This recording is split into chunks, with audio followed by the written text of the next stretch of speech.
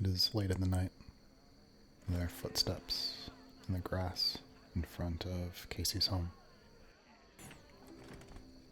Clouds move against the sky. And there's a knock at the door.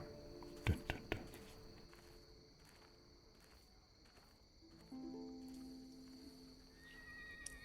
Whoever's at the door hears footsteps softly hit the floor and then quickly over to the door. He whips it open wide. It's Esmond. Esmond. Hey, I'm not. You weren't asleep, were you? No, of course not. Come in. Follow inside.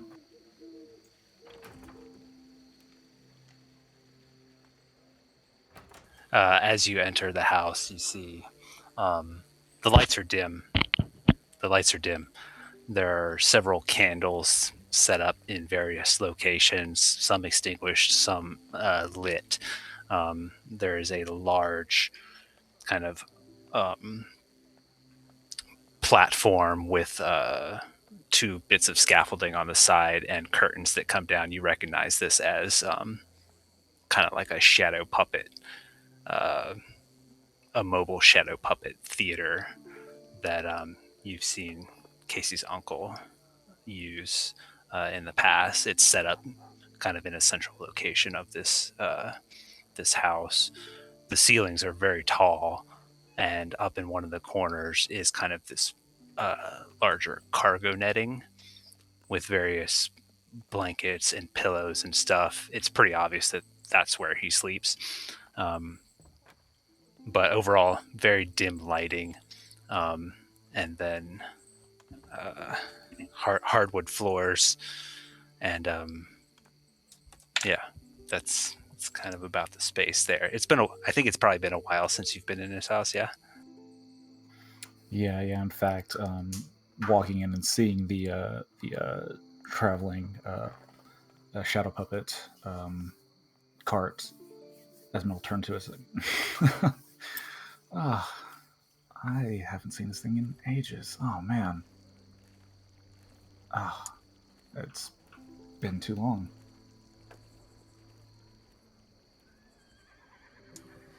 Yeah, I've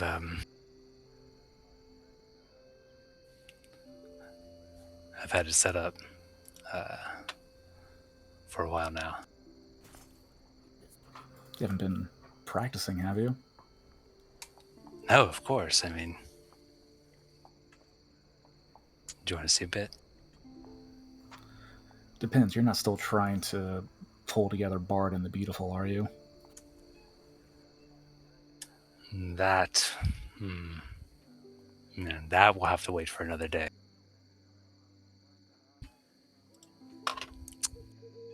But yeah, it's been great. Mose and I have been practicing a lot. It's coming along quite nicely. Mose, you're familiar? Is that what that is?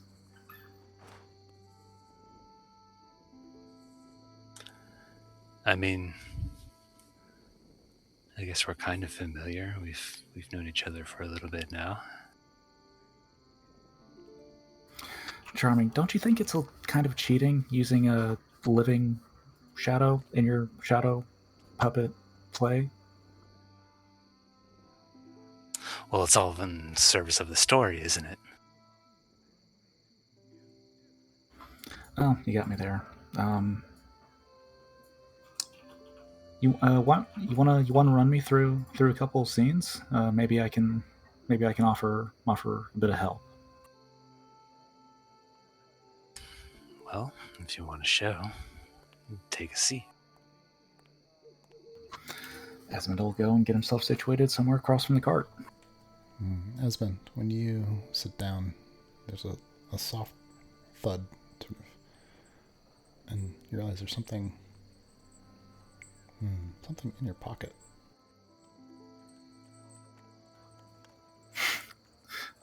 I search in my pocket and pull out. Pull out. It's Casey's lighter and a flask of oil.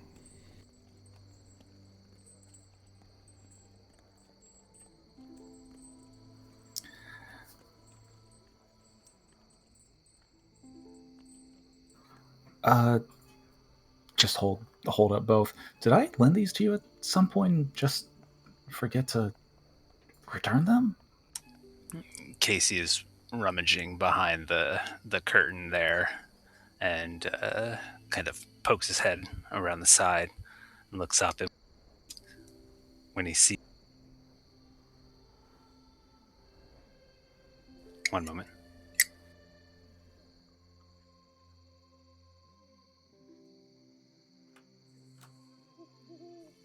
When he sees that Esmond is holding his clockwork lighter, his face lights up and he's, there it is.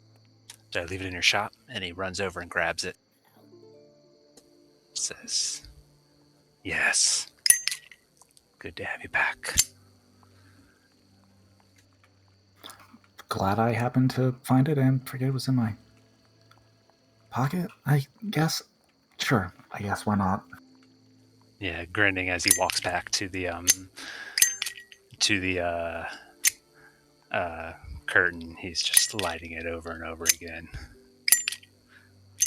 And he goes behind there and continues rummaging around. You kind of hear stuff clanking around back there.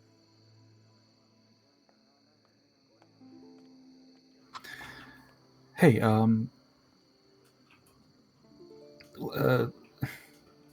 you can I crash here tonight? Just I'll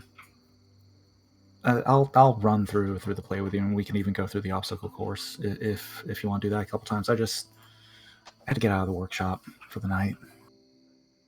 Yeah, Casey pokes his head back around. It's like, yeah, of course, that would be great.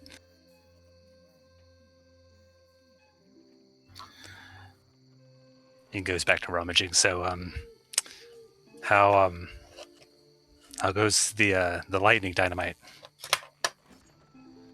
It's a device. It's like a container that holds energy. It's not dynamite. Can't express that enough. Not dynamite. Did you hear them? They want to go in the ocean. Like, they want to go in there to get some stuff out of the ship, which I know you need. It'd be good to get it, but they're looking to go in to get it. Yeah, I'll probably be going with them. I mean, the immediate issue is making sure that no one gets hurt by whatever is out there, but we'll figure that out somehow.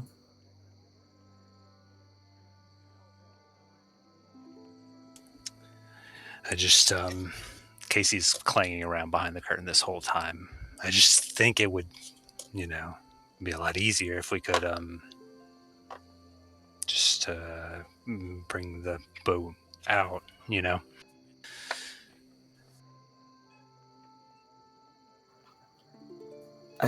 I mean, there's an argument there, I guess. I feel like that would require more time, manpower, and magic than we might be able to pull off currently.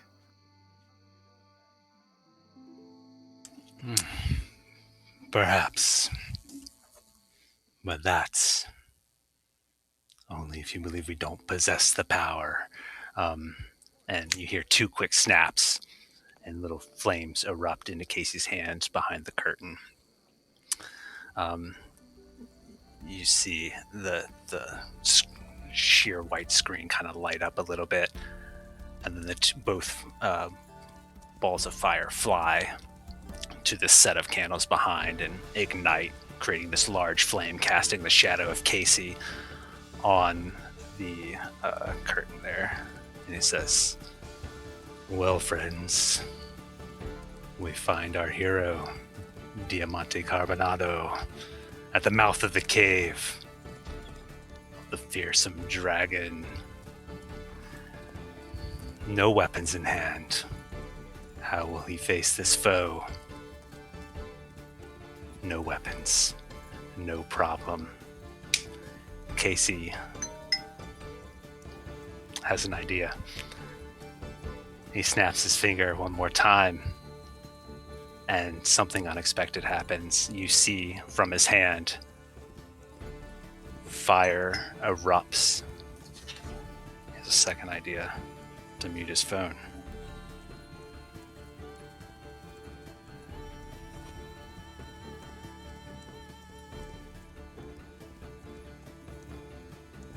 He snaps his finger, and fire erupts from his hand, but not in a ball like you're used to. It extends further and further out and keeps going, forming a sharp point about the length of a blade, bursting in flames. And he swings it back and forth, with his shadow dancing on the canvas. And as he swings it to the side, another shadow emerges up, that of a fearsome dragon with pointed teeth.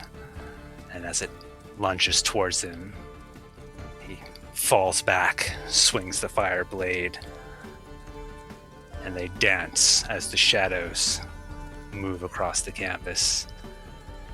Casey fights this shadow dragon.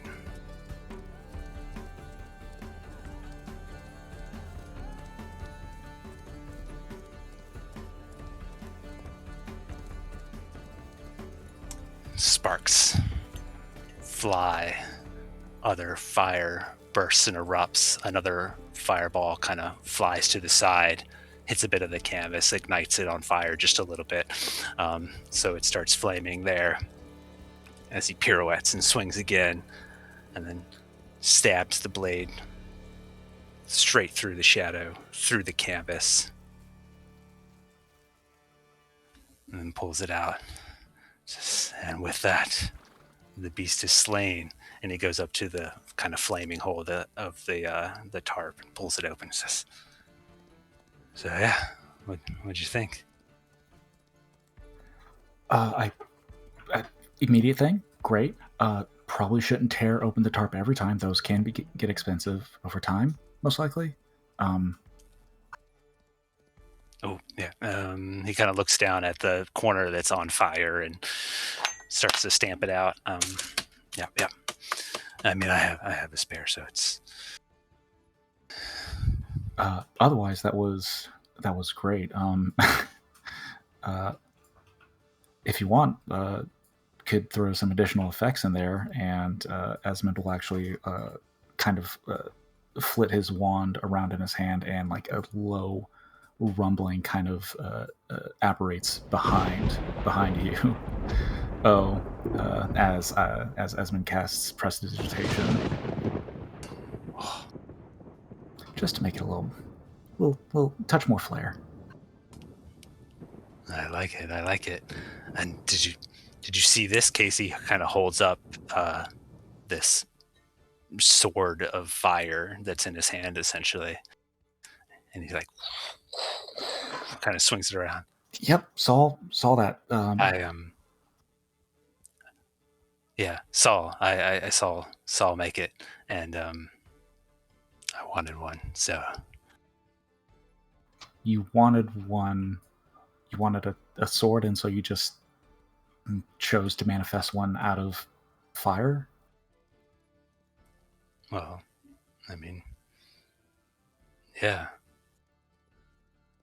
I mean, if he can do it, why can't I?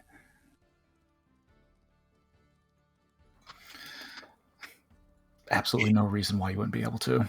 You should make one out of lightning. Just imagine.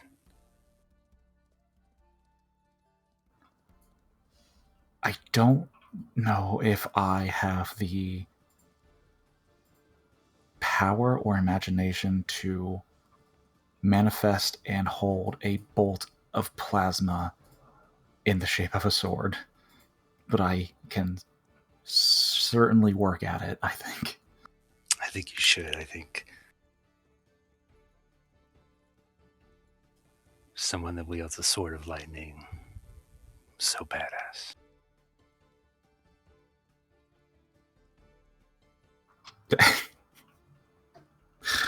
Yeah. Yeah, I guess it would be pretty badass. Hey, it's been a minute. Why don't we run through that obstacle course and discuss other ways that we can make this play even more grandiose?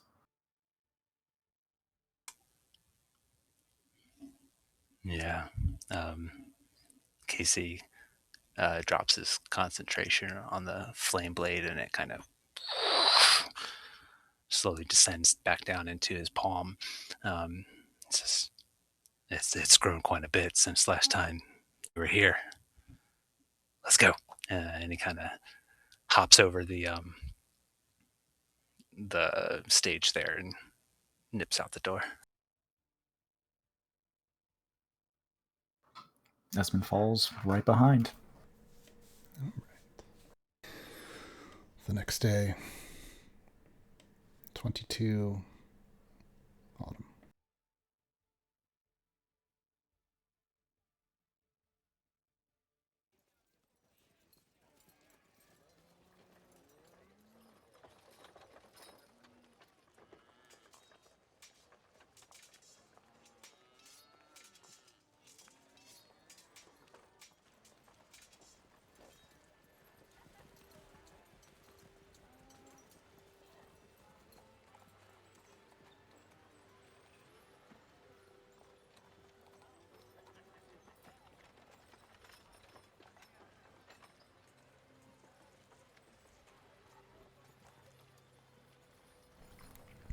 At some point in the late morning, you guys have made plans to meet together at the Wanderlust Inn in order to discuss how you'll spend the days ahead.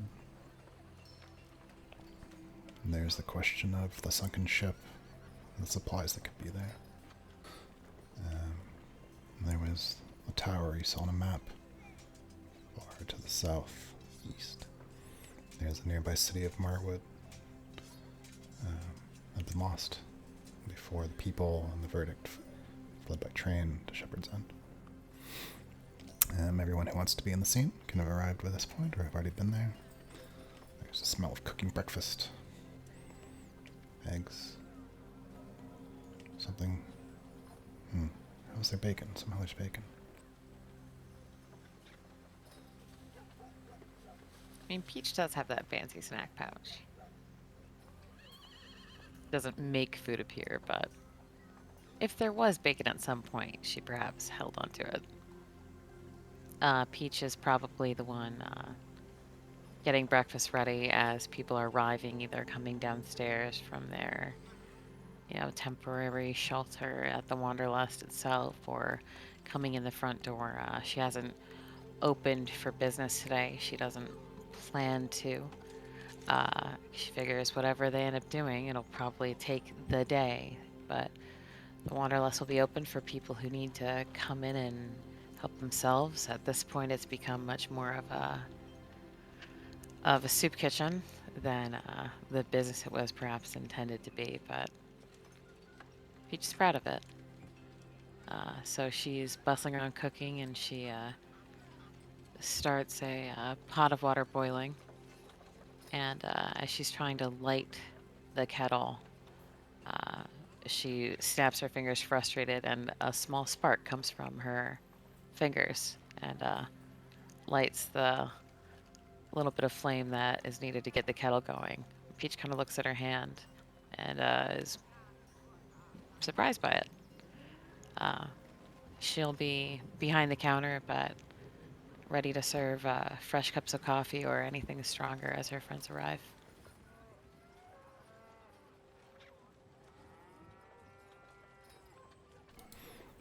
Very vocal cow outside losing its mind. Yeah. I guess sure Doc will arrive shortly thereafter. Sort of comes in and has sort of small stacks of disheveled paper.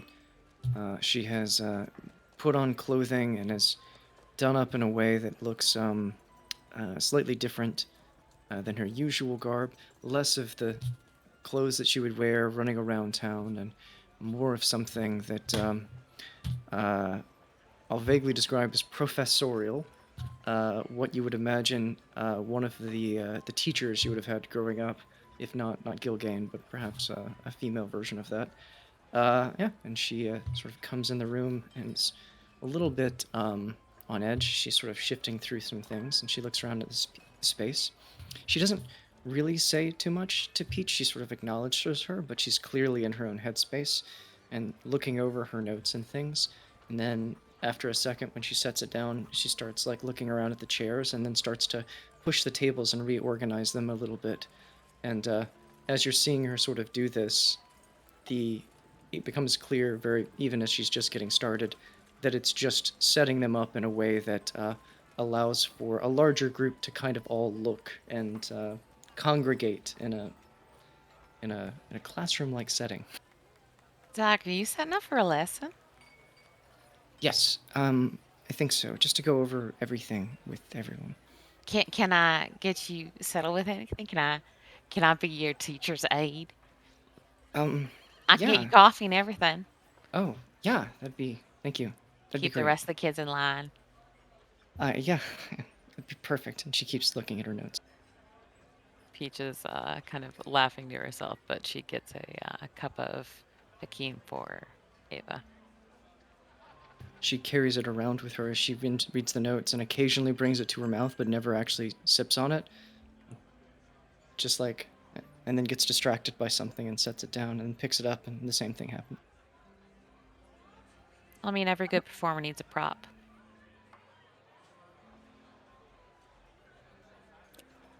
I think Shalati has, when Esmond came into the inn, she immediately pounced on him and pulled him to the side and is sort of standing over him, gesticulating a little bit, not super widely because it's not how she goes, but once in a while you see her like stretch her hands out really wide and then make like a sort of a throwing gesture and then pulling it back with with both hands.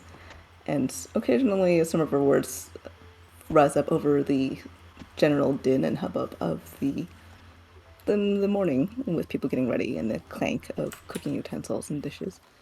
She says, it's like, so it was, so I almost lost that one, but it fortunately came back to me and then I was able to get my hands on it and pull it out. So if you see, it would actually be really helpful if it could be something that, like, instead of just as simple as a rope, I suppose it could do that, but it would be a little bit hard to wrangle. Something thinner, perhaps? Or, like, if I could just push a button to pull it back? I'm not really sure. It's just an idea I had, and I thought that it sounded like something that you might be able to do if you have time. So I like the imagery of Esmond, who hasn't shown up to one of these meetings on time in weeks, possibly months, walking through the door for the first time and immediately getting pulled to the side by this massive snake woman, just immediately talking ideas at him. He looks disheveled and he has some bags under his eyes, and he's kind of like holding, like he keeps rubbing different parts of his body, like he's sore, but he's nodding along to you as you're speaking. Not following as quickly as you're speaking, but he catches up and okay, so right, so you just want to be able to throw it and for it to return safely, right? Hopefully without catching up anything else along the way, because I thought, what if I left it out and then someone else got stuck in it? That would be bad. But it would also be helpful if I could, maybe stay in and then I could just hold on to it, like if we were trying to catch something and it dragged along like a harpoon, with the whaling ships. Interesting. Those are much simpler, but Yeah. Let me run. Come up with a couple blueprints. I'll let you know what I come up with. That's an interesting idea, though. And with some of the scales and teeth that we brought back from the Aranagas, we might be able to do something interesting with that as well. I'll throw I'll throw some blueprints together. I'll talk with Kibeth. I'll see what I can come up with for you. Great. Thank you. Oh, you should eat. You look very skinny. And she's going to like put her hand on his shoulder and guide him back to the table and run off to grab some food. Joke's on you, I'm always skinny.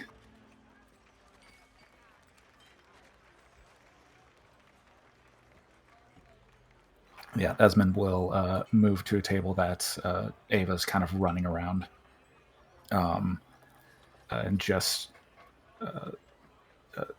sit and just watch her working and just kind of patiently wait for everyone else to arrive.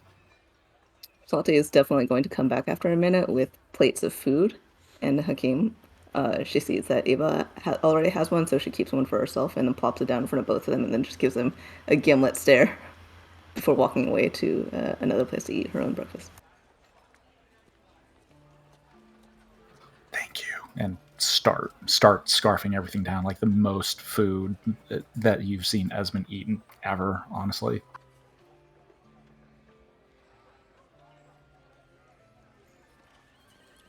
Casey sits down next to Rhea, lights the lighter. Says, I found it. Oh, It's been missing for a while, but has it? got it back. I'm so glad. I know it's important to you, and it's very much so yours. Yeah, I think I left it at his shop. So It happens to me all the time. Leaving things as his shop. I mean,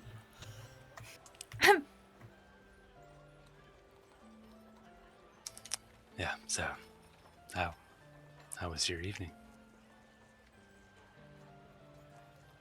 I prayed. What for?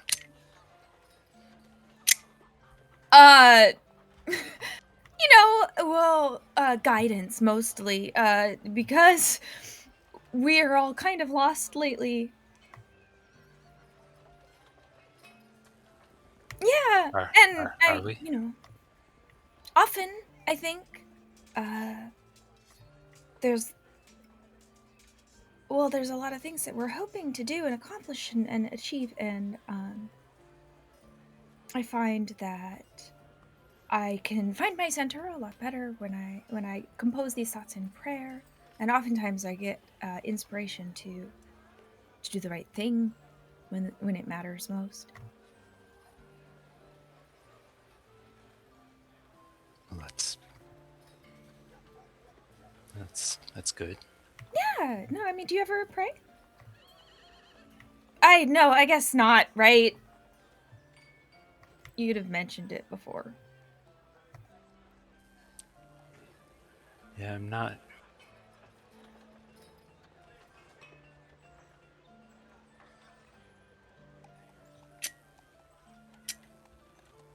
sure who I would pray to. Well, that's a fair point. Maybe sometimes it's just Generally, if I want something, I figure out a way to manifest it. yeah, and I mean,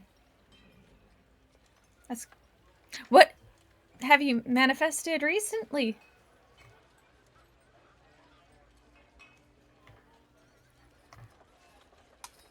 So many things. Like your lighter, huh? Well, I mean, Ez brought this back to me. Well, a little roundabout manifestation, I guess. So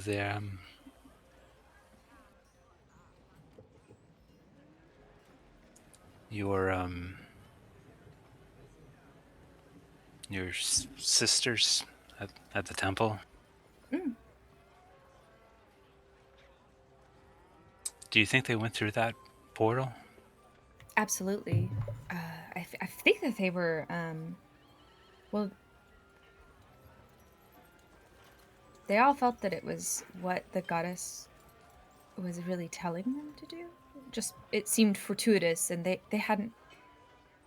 didn't know really anything about what was happening outside. They just, I mean, look where it appeared, and then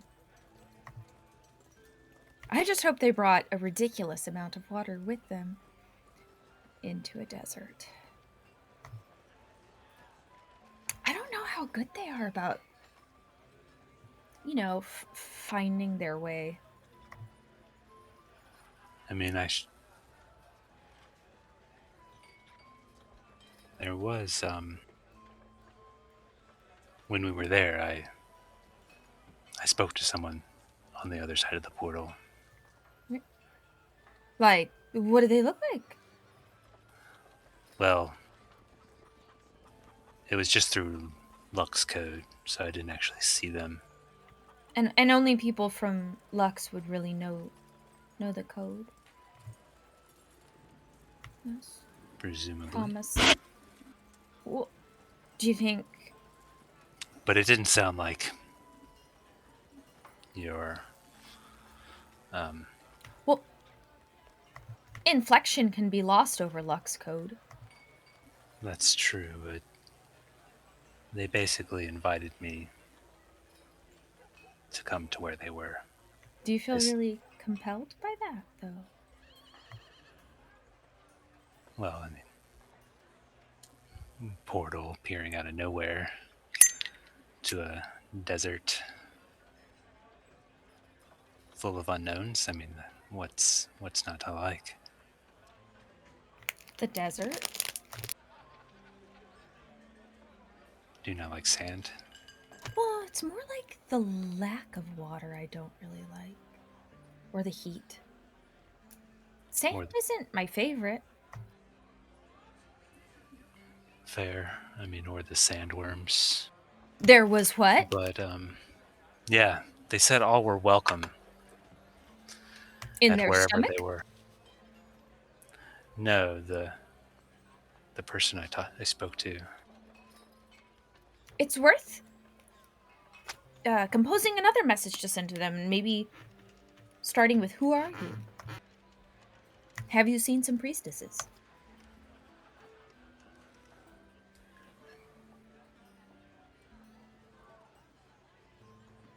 I might get Esmond to help us with that message.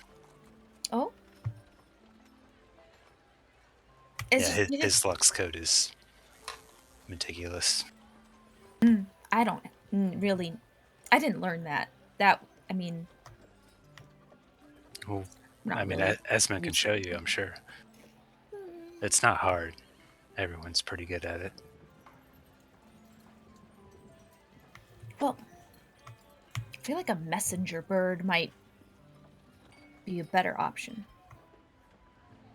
Like a full message, and then I can bring it back in time.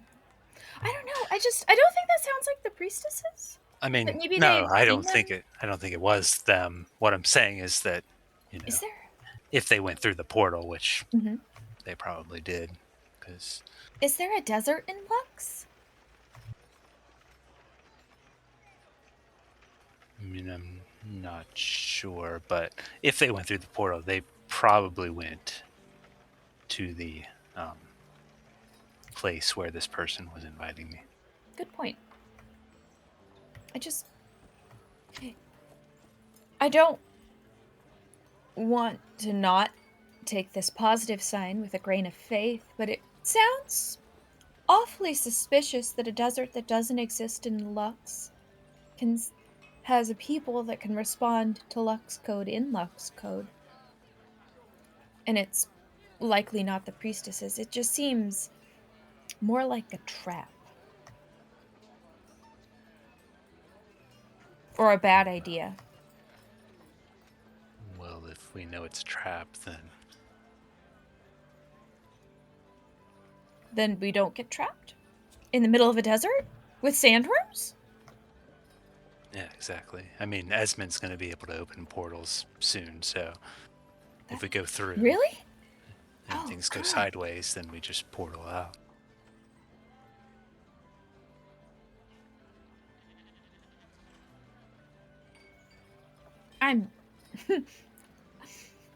I trust in your ability to manifest the outcome that you really want. It just, It seems like we're skipping a lot of steps to the best results. Like surviving. How far away? I mean, I'm sure it'll work out. It usually does for you. How do you manage that? Well, I mean, just you find a way within yourself. No prayer needed. Prayer is needed. I pray for you. It might actually be helping a little bit. And I don't not appreciate it, but I have your back. I have yours as well. And I think the desert is much preferable to the current plan that they're trying to do. So if you just want to let them know that water that much? Casey's standing up from the table and saying, No, but I mean, So I mean, we definitely want to find your sisters as he's walking away. So just Casey, you could stay on the boat. It's good to know that we're on the same page. I thought desert plan. Desert. Oh. Okay. I don't know if everybody else is on board with the desert plan. I think the desert plan's a bad plan. You could just sit on the boat for the water plan until the water plan is no longer, it's off the water. When it's off the Araya shouts into the room that everyone hears. In vague relation to this, Shalati, you have managed to sketch up your best memory of what you encountered sort of at the beach, in case you guys want that for a discussion. You don't want to make me roll for it? And possibly get a 2. Take the win. Just a stick figure shark. I'm just imagining like a scribble on a brown paper bag and crayon. It's a stick figure, but with a photorealistic rendering of a shark head. She takes the paper bag and she turns it into like a shark puppet. Just.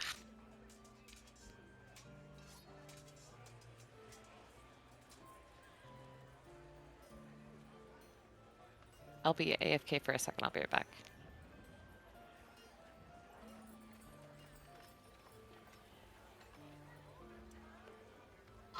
Esmond is stuffing his mouth this entire time. He's just waiting for somebody else to start the meeting. Oh. Hey, Chris, I have a question. Mm-hmm. What is the best way to secretly message you throughout the session? Just in your channel, and just if I don't. In my channel is good. Yeah. Okay. Put it in the gen chat, but write private at the start of it. Yeah. Just cue your mic and just start talking. We'll all plug our ears.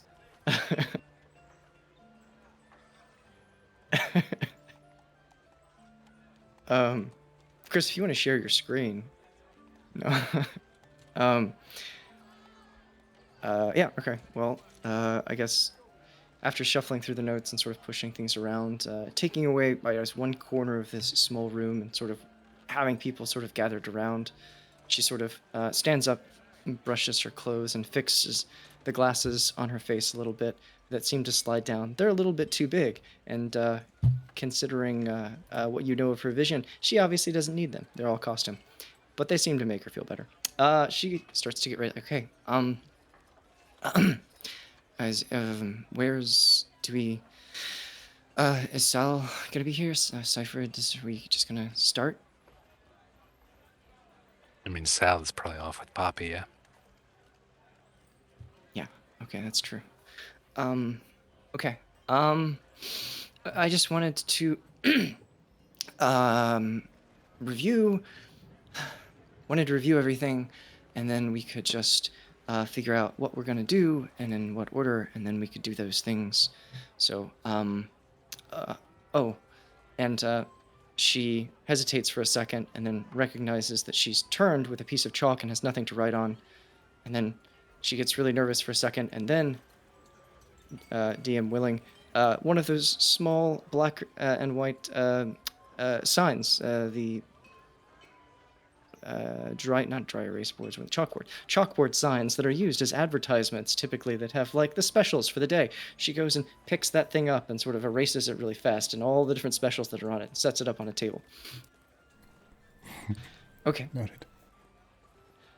Okay, so we have the 3 things that we're supposed to think about focusing on. We've got the shipwreck and the supplies, and she like writes it up on the board like a teacher might.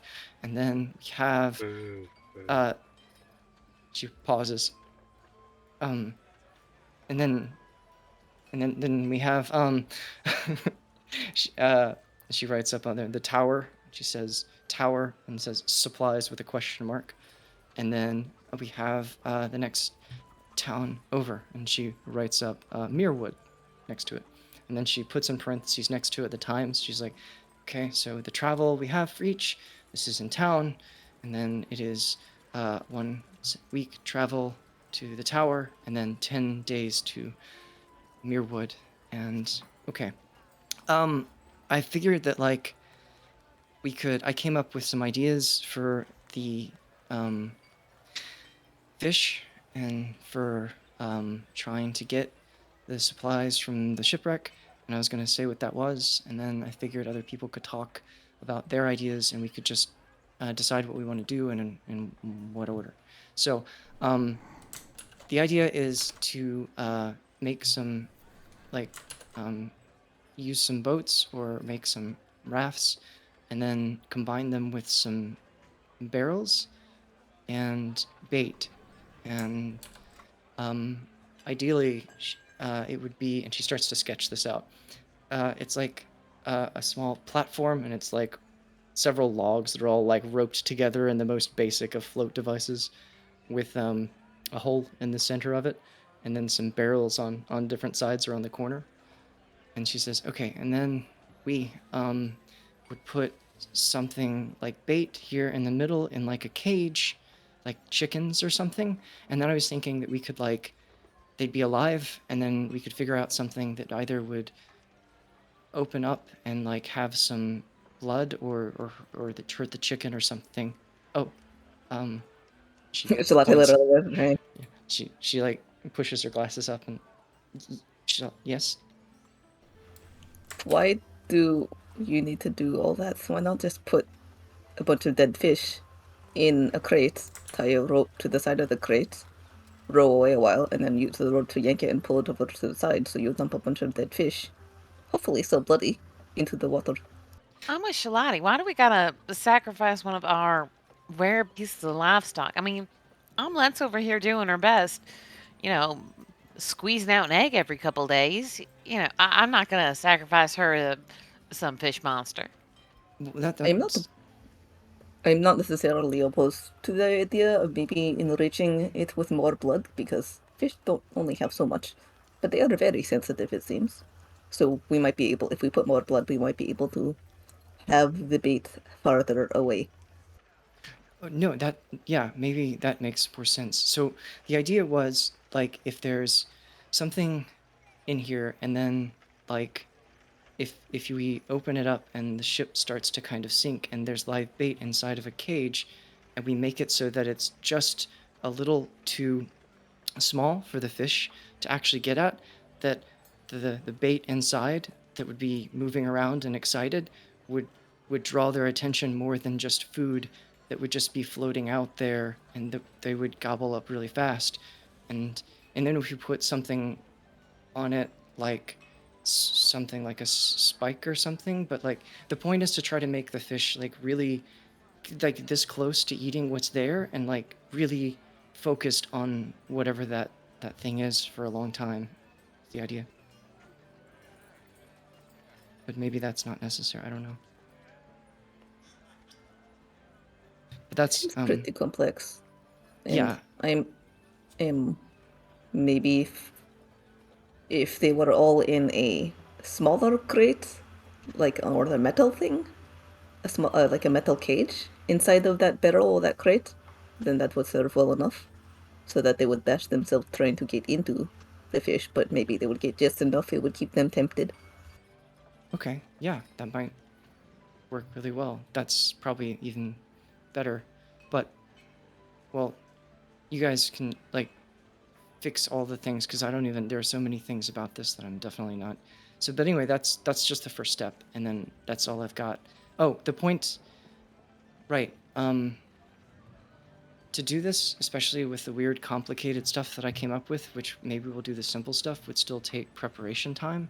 And since we're on kind of a time crunch, I was going to see if maybe we would just sketch up what that stuff was, and then if we leave it with some of the people in town, they could help to put anything we need together while we go look at the tower, and then we could bring back whatever we found at the tower, and then do this stuff with the fish, with everything that's ready, and then go from here to Muirwood, because the verdict would be ready, and we would have everything.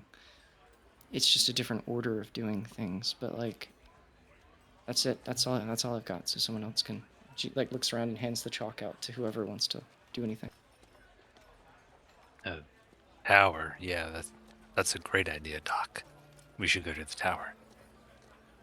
Yeah, I mean, we have to anyway, probably, but, like, it's just a matter of order of operations, and if we did the tower first, maybe, I don't know, but someone else might have a better reason not to.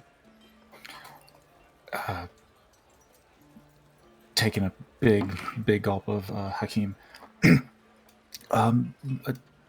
I don't know if the tower is necessary yet. I mean, it wouldn't take more than a day or two at most for Kibeth or I to throw together a well reinforced cage that we can throw a bunch of fish guts into a barrel into to get all the smaller fish creatures closer to the coast for us to handle. The concern I think that we need to start deliberating is, what are we going to do about the bigger one? The one that Shalati, you said was how much bigger? She makes a little pinch between her fingers to show indicate the smaller fish. Well, she doesn't actually say this. All she does is puts a little pinch of the finger, and then she holds her arms out wide to indicate like a relative size. And she doesn't say anything. She just does those. Oh, that's not that big. No, we're sure we have to do something about this all. This isn't just gonna go back through the portal that's under the water and then not be our problem anymore. This is definitely. Yeah, I mean, Doc seemed to really want to go to the tower, so. And he leans over to Peach. He's probably nearby her and says, "What's at this tower?" I mean, I think it should be as a decision. I think it's some as related thing. I don't know. I don't want to fight a giant undersea monster. Overhearing this with her incredible hearing, she's like, "Oh no, it's supplies. We think there are supplies at the tower." Yeah. Yeah, I mean, Doc really wants to go to the tower, so maybe we should go there. I wasn't saying that. Casey, I think you get a negative vote because you're driven by fear right now. Hey, after all, you really do harp on the rest of us for being scared of even the smallest thing. Don't you think? All the more reason why we should have grace toward Casey. Fear? What? No. Fear is a No, he needs to face his killer. fear. It's not something that factors into decisions at all. No. His fear is a Fear legitimate is like a fear. little death. Being afraid Of water? No, being afraid of a giant man-eating creature under the water. I That's a legitimate promise fear. you, Casey's not afraid of the fish. Well, Casey would take a chunk out of that fish given a chance. He's just afraid of the water. During all this, I think Shalati has set herself as far away from Casey as possible. And during all this, she's just like leaned back and kind of smirks a little bit. Does someone want to take the chalk and like suggest, what either a different strategy or? Well, we need what's in the shipwreck. I don't think we I think if you draw them away and then I sneak it invisibly, somehow holding my breath the whole time. Wait a minute, how do I solve that? That's weird. Well, it's underwater, right? We've got that covered because we have a scroll that would fit. Ooh. But Pretty easy to breathe in a tower. Oh, and I can make somebody else invisible with me, so it's... But it wouldn't do any good based on what Shalati's But they'd be great. very overpowering deliciousness far away from us. Sneaky, less deliciousness? Well, yeah, but like even if you can, okay, I think there are a lot of issues with you getting in undetected, probably, even if you aren't necessarily visible. But even if that happens, it's not just like a single supply. We were hoping to bring back a lot of the supplies that they carried for the town, and I don't think you could get all of those supplies and by yourself or with. So Well, why not? Can't we have her go and look before we all, jump to our Steal deaths? ingots. Does the bag work underwater? I mean, Chris, I assume the bag of holding would work underwater, but I don't know if you need me to make some kind of roll for that.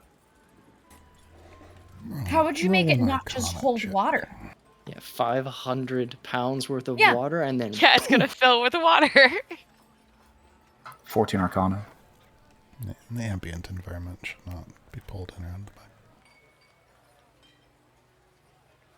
Repeat that one more time. Yeah, the ambient environment won't just pass in and out of the bag. Well, okay, I'll write it on the board, I guess. So, for fish, we've got boat and bait, complicated boat and bait, and then Araya, invisible. With and friends. Invisible friends. Invisible. Araya plus 1? 2. Araya plus 2. Araya plus 2. Friends, sneaking. Sure, right, sneaking. So here's kind of the trick of that scroll that we found. It is a one-time use. It can affect, I think, up to 10 people, give or take, and it's good for one full day, I think. So we could potentially have somebody recon, but like Shalati said, for one, we don't know what supplies are on there. We want to get to the shipwreck because we're hoping that it contains at minimum the one mineral that I require to complete this device for closing the portals. But if it has more than that, we're going to need more time and more people to get down there and move the supplies, and then pulling all the creatures away will only be effective for so long. So that's kind of where this issue really gets complicated. Could we does pull seem- them away for long enough for you to get just the sunstone at least? I mean, could this be a mission to get one thing rather than have to empty the whole thing out? Araya could think- go down and get one thing. I think because the spell, the spell scroll, we want to get the most use out of it since we'll never have that ability again. That's fair. That's fair. It seems to me like it would be a lot simpler just to kill the thing. Well, Kill it, and then if we suck at killing it, then we'll do the invisible problem. Also, I find myself wondering if it is a sloppy eater, like great aunt Akai suggested, or if it is not actually a meat eater after all. what would it eat? Maybe it leaves meat for the other parasites around it, and that's why they swarm around it. But then what? Or, Didn't it try to attack you? No, I never got that close. I attracted the small ones, the tiny prey. Are the tides still out of character? Are the tides still a thing? Tide coming in and out. Yeah, there are still large fragments of the shattered moon. Still affect tides. However, the water's so deep in this area that you're talking about, it's not gonna change whether or not you're underwater. Even the shallow parts are pretty deep, and then it just drops off, right? At the shallowest, it's still gonna be 30 feet deep. Yeah. Okay. Cool. Why don't we we can go back and forth and guess on what these things are capable of, but all day. But why don't we take the initiative? Why don't we take a day and observe these things? Maybe we can learn more about them. Maybe we can see how the big one operates, and maybe get an idea of if it follows some kind of cycle, and maybe take advantage of that to get to the ship. Or are you able to spend an entire day underwater? I haven't before, but yeah, I could. Yeah, Ez can hold his breath for ever. Oh, and then she blushes. That's right. At this point, you're just playing into it. There's a cackle, a quickly stifled cackle from the rafters above. Oh no. Like a horror movie, everyone looks up. Yeah, it looks very slow. The pan up. Seyfried slips down from the rafter. Her,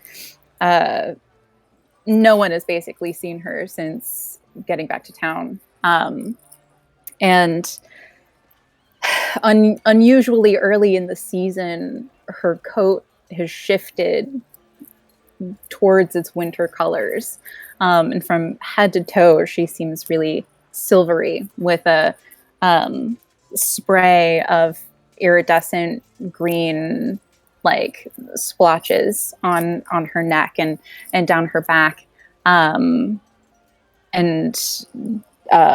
black fur up to like from her hands to her upper arms and up her legs, but she's wearing a completely new woven suit, made almost entirely out of purple black grass, and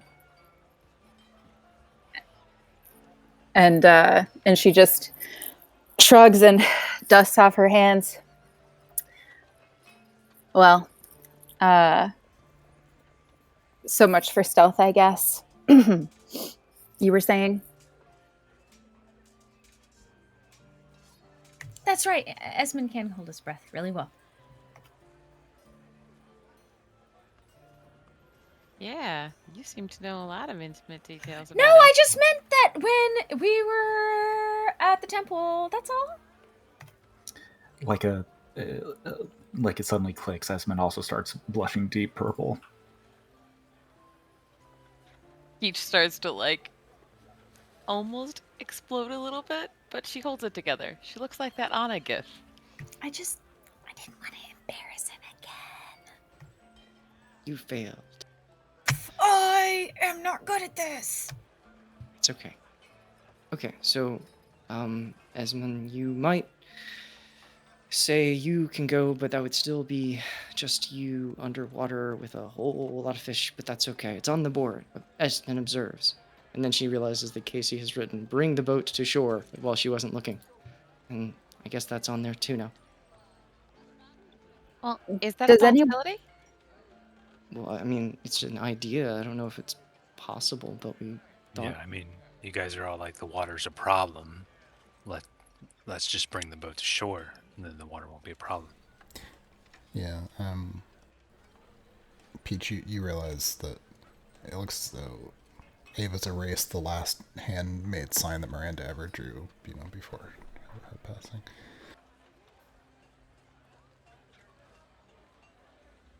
Chris, why would you do me dirty like that? It's fine. Peach just she sort of clears her throat and then takes a step aside and just says, "Who needs more keen? We probably all need a fresh cup, right? This is getting at least cold, if not stale." Esmond throws his hands up. Seyfried too. She'll walk over to the counter.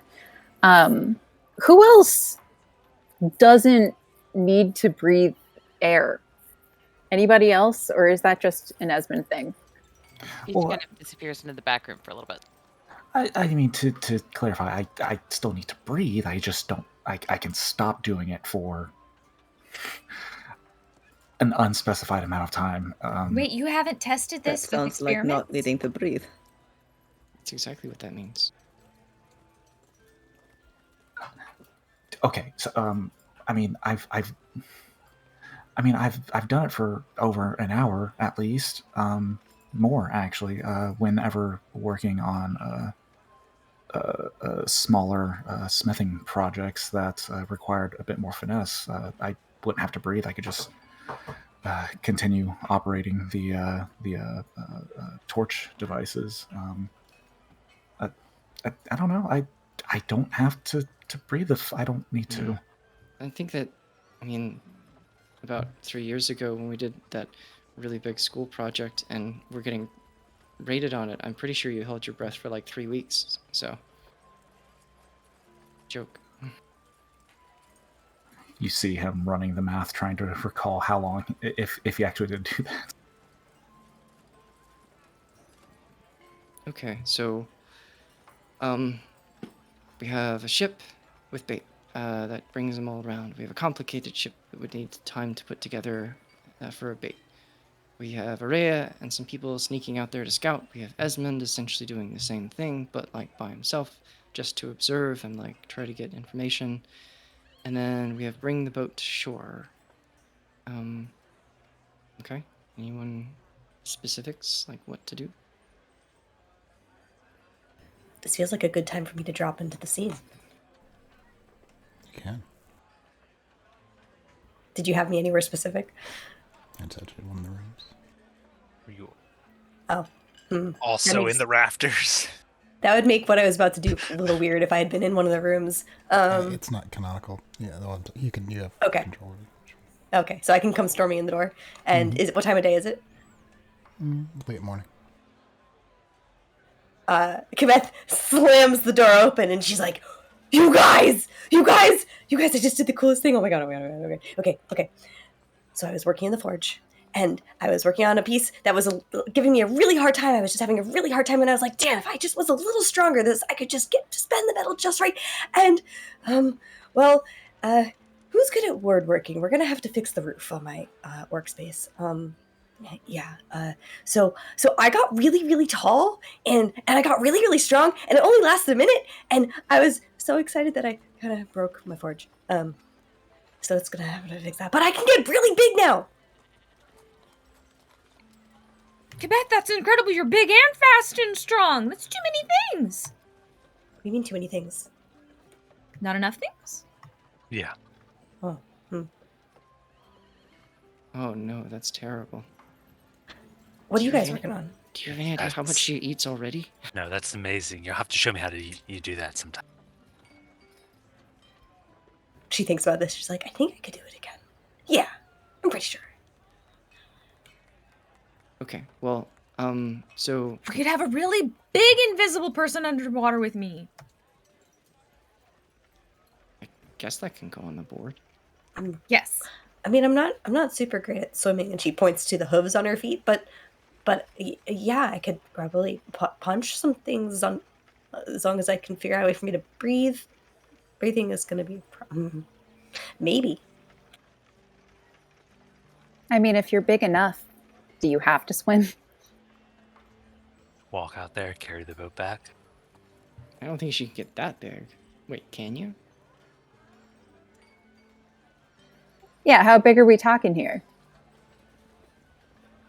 Well, if I'm described as a medium-sized person, then I think I became a large-sized person for about a minute.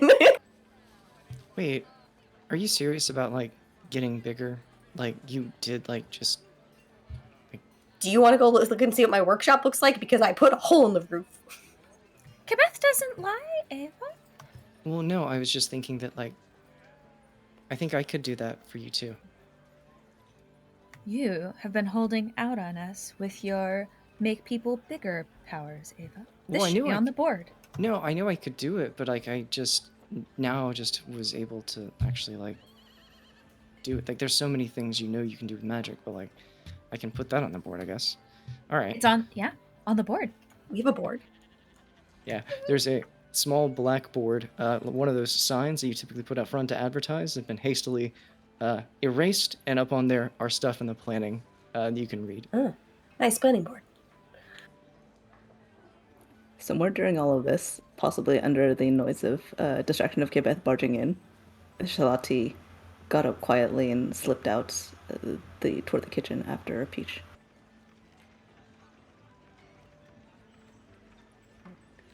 Basie Peach is- certainly noticed, but didn't do anything. How does Shalati find Peach when she comes in? Peach is distracting herself with the Hakim maker. She is having trouble lighting it again. And she has her back to kind of that swinging double kitchen door as she just kind of laughs to herself for a minute, and you hear her quietly under breath, "Come on. Keep together, all right? Anybody can do this, all right? This sort of thing is so easy, even Peach can do it. You can get the damn keep going. Let's go. Pull it together." Shalati takes a few steps forward to basically come up behind her. She's not trying to hide her approach now, and she sort of puts a hand on her shoulder and says, "Let me." I'll be just a second. It makes it, Let me. You spend so much time taking care of everyone here. You can sit down for a moment. And she's just going to like bodily push her out of the way and take her place with the Hakim maker. However it's done, I guess it would be beans in a pot. yeah, imagining it like a fancy espresso thing, but effectively it's just making coffee. Peach would kind of settle down in a stool at the kind of small rear prep counter area. And she just holds her hands in front of her for a minute and just sort of looks down at them. And she says to Shalati, "Would you mind making me a cup?" Not at all.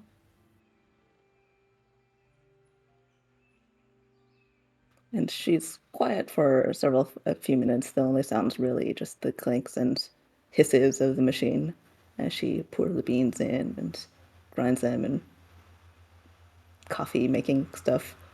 And then as it begins to quietly bubble, she says, "Sometimes it comes unexpectedly, doesn't it?" Yeah, it's the most. I don't know. It's the smallest, silliest little things. I even moved into my mom's room and all that, and even so, I still expect her to come through the door. I expect her to burst through the pantry and or to come in arguing with somebody about some shipment that she says came or didn't come, or and laughing it off.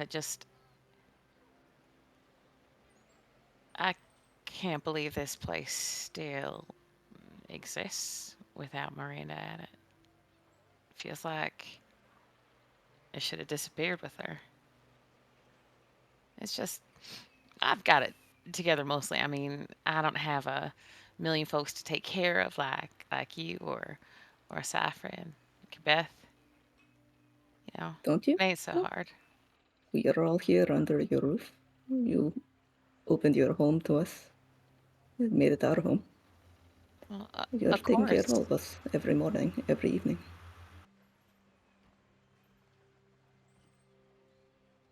Yeah. I think Miranda would be proud of you for that and for all the ways that you have stood up for the town, even when you were scared. Even when you really don't want to be out in that forest facing down Oronopuses and going out into the ocean to try and face off against the huge fucking fish.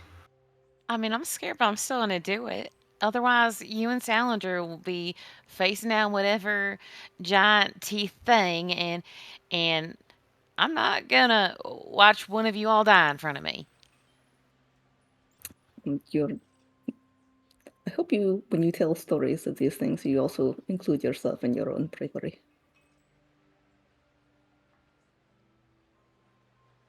Maybe you can call yourself Peach the Magnificent.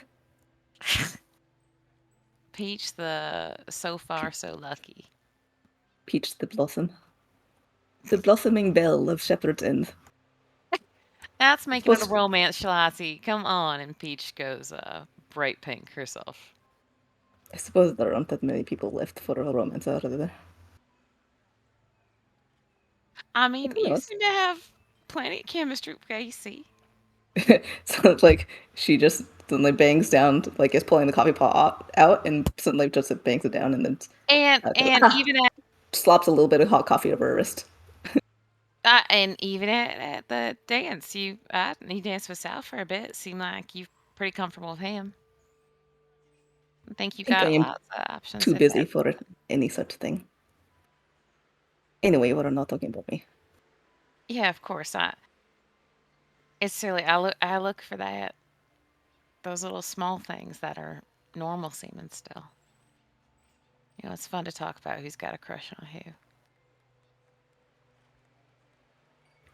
What happened in the temple with Araya and Esmond? There was a lot of blushing going on there. I have no idea, but that boy can apparently hold his breath for a very long time. And I know it gets real hot and steamy in those temples. And I'm not telling any kind of tales because I didn't see or hear anything. But also, I didn't see or hear any denials.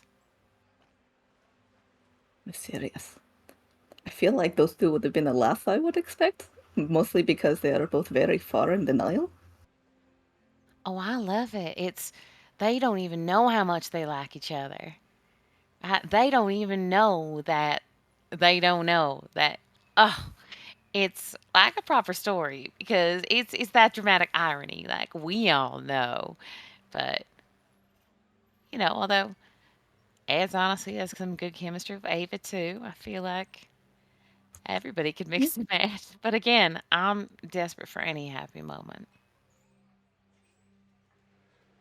Then did you see how maybe it's just because we've all been under the same roof, but I feel like Ash and Sisha have been talking together a lot, and then she's just gonna basically keep going into sort of town gossip while finishing up the rest of the coffee and handing one to Peach. Oh, Peach would suggest at this point, yeah, Ash's got if you pardon my suggestion, the right attitude for working the bar. Do you mind if we start employing her here? She can cover for me when I'm off adventuring and then she's distracted by something responsible. She pauses for a long moment, just holding her cup of Hakim for herself and staring off out the door, and then nods slowly and says, "That actually might be a very good idea. I was thinking about perhaps moving the family to the temple, since someone needs to watch over that, and apparently the herd is there, and they would know how to start taking care of them again, but I don't know, I don't like the idea of taking them so far away from everyone here either. So, and yes, I think you're right. I think it would give her something else to focus on instead of just training and watching after the bunnies. Yeah, you've And the ultimately got to do what works for all you all, but I think she's natural. I think she's great with people. I think she would probably like it too. Yes, I'll talk with her, or if you want to talk with her, either way. I think this is done. Hopefully I didn't burn it. She's like looking at the tray that she's filled Coffee with time. coffee, or a Hakim. Yeah, you know what? Hey, I appreciate not having to make this batch. It doesn't matter if it's burnt. She smiles at Peach and just tilts her head to go in front of her back into the main room. Each is a few moments behind, but then does follow.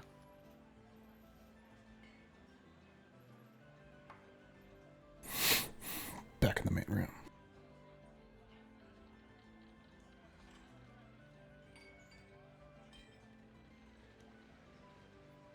No, yeah. you don't need to write lightning dynamite again, Casey. Give me the here. Esmond has drawn a very purposely poorly designed looking sea serpent all across the table.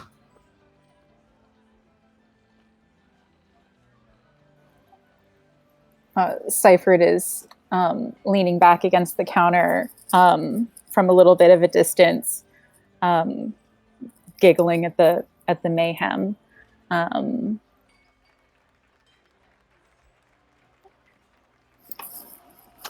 If they came out with Hakeem for the others, Seifert will take her mug and take a sip, and there's just a millisecond of hesitation, a micro expression, and the fur on her neck puffs just a tiny bit, but she makes no discernible expression and drinks it as if it's completely normal. Yeah, Casey kind of waves off his stock. Yeah, but no, Seifert, Sal. If Sal is there, he kind of like points around to see if Sal is there. I mean, Doc, if he finds him or not, that doesn't matter. Points at him and says, I mean, Doc really wants to go to this tower, so it seems like there might be some cool stuff there. I said that was an option to do first, and if we needed preparations. Yeah, it's a great idea.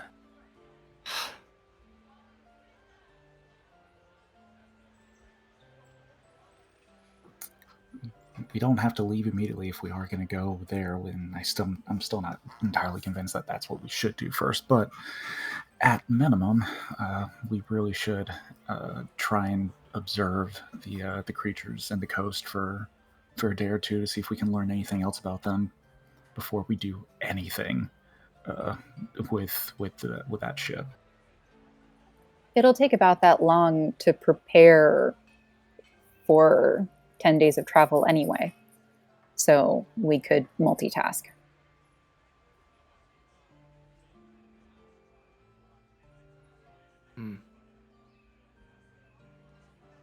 Well, I mean, if it takes time to prepare, then I assumed it'd be faster for us to leave than it would be for us to prepare for doing the fish things. But if we're observing at the same time as we're preparing, then we can sort of come back with what we know.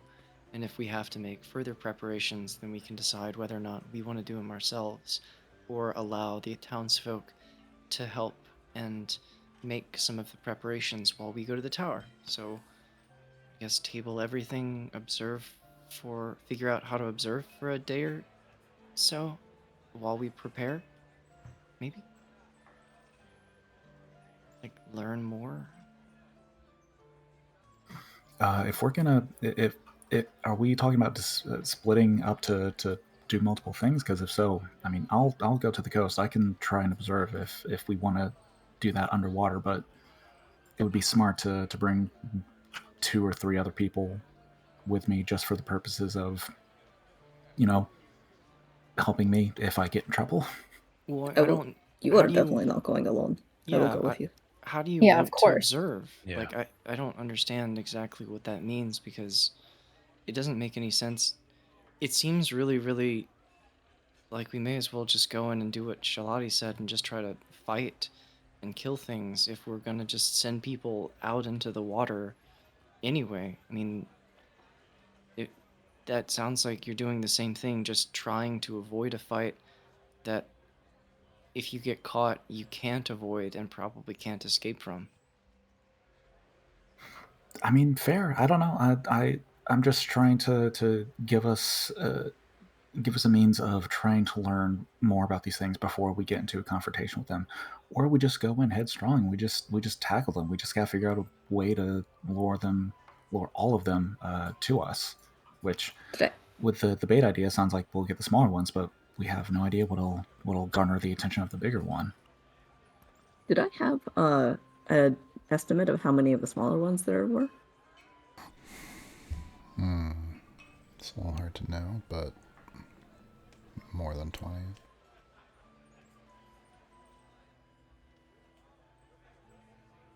They were tough, but not too tough. At least at one, but if there's dozens of them, as I think there are, it might be harder.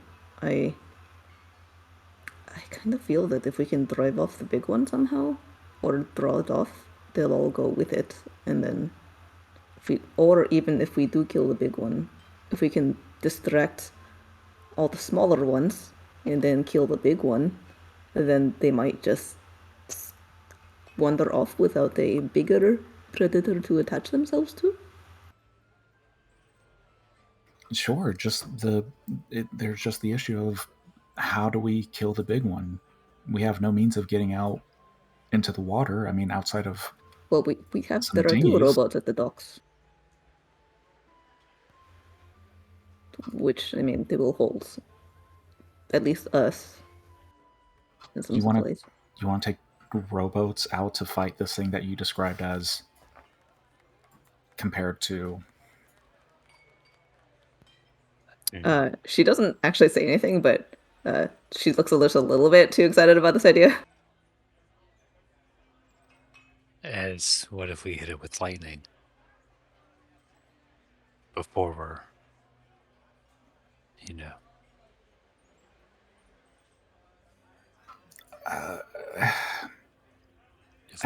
if we get them all in one place and hit the water.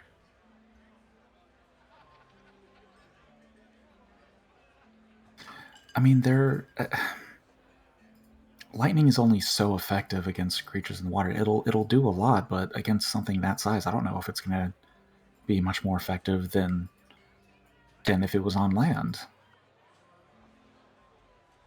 I mean, it's effective on land too.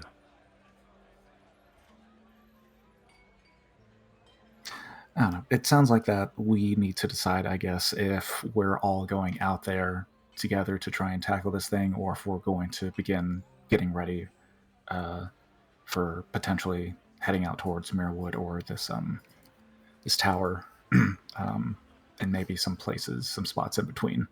Honestly, I just don't know how we're supposed to try to fight dozens of fish and a giant fish. We can't do it from boats. With lightning. But like, from where? Like, he has to be close enough to use the lightning. So it's either in the water, which would be dumb because it's a conductor, and like that would just be terrible, or out of the water, but all we have are little boats. And so it just seems I guess another reason for the tower is because I don't know, I feel like anything we want to try to do probably needs more preparation than just rowing out on a couple of tiny boats.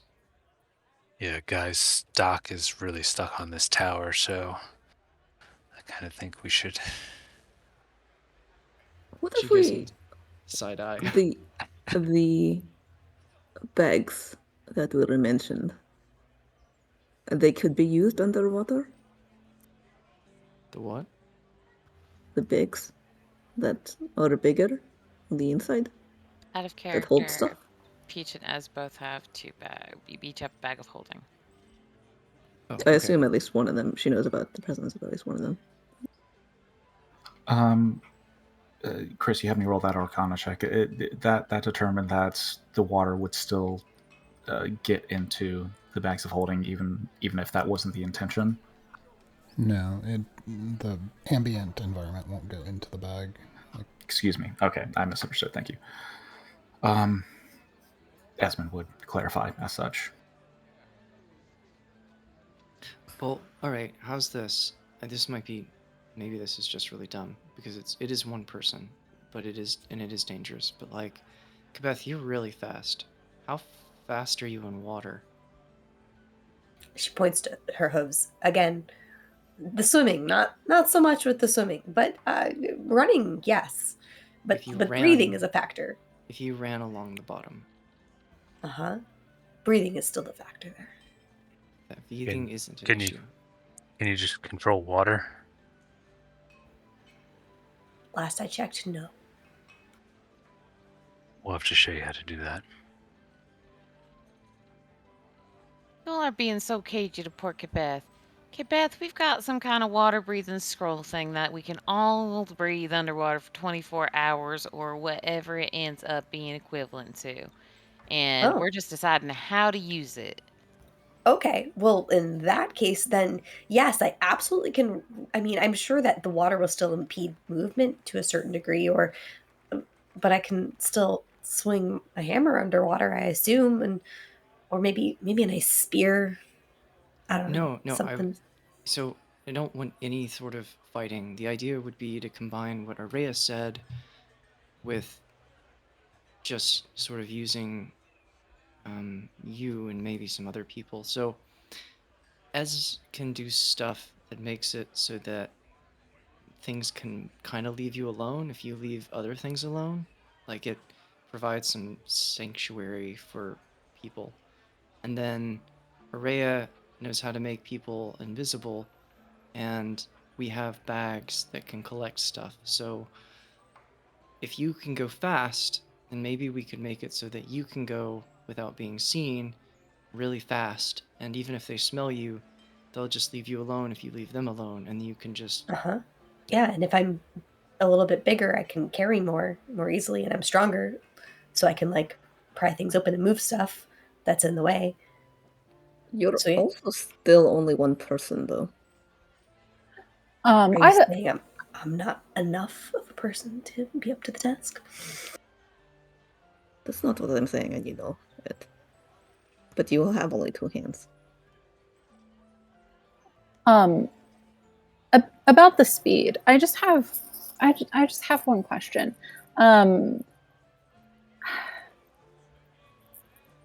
Do you know that thing that happens if you pull a fish up from too quickly from too far down in the water? Have you ever seen that? It's horrible. You don't want to see it if you haven't seen it, but fascinating. So maybe you do want to see it. Is that something that should be a concern if Kubeth is moving very quickly from very shallow to very deep water to very shallow water? Or is that something we're not worried about? How deep are we talking here? Yeah, I mean, I know. Well, if you're running along the bottom in order to avoid swimming, then it is literally as deep as it could possibly be. It's only about 30 to 50 feet. Yeah, I mean, if in the shallow area. Yeah, if you pull a fish up too much, it kind of bends in half. So, but Cypher's not Gabeth's not a fish, so we're okay. Also, we're superheroes. I mean, if we're not worried, then we're not worried.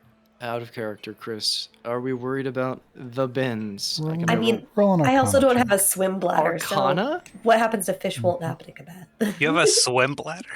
No, that's what happens to fish. The pressure, they can't adjust to the pressure fast enough. Their swim bladder. Yeah, they like literally explode. It's really grotesque. Are we worried about the bends as?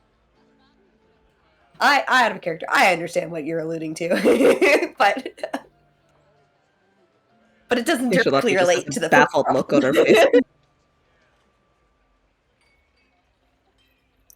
Why'd you just roll stealth? That was an old one. Yeah, that was from before. If you're concerned about what Cypher was talking about, you can roll Arcana. Trying to hide from this conversation. 24 Arcana. The spell will protect you from that.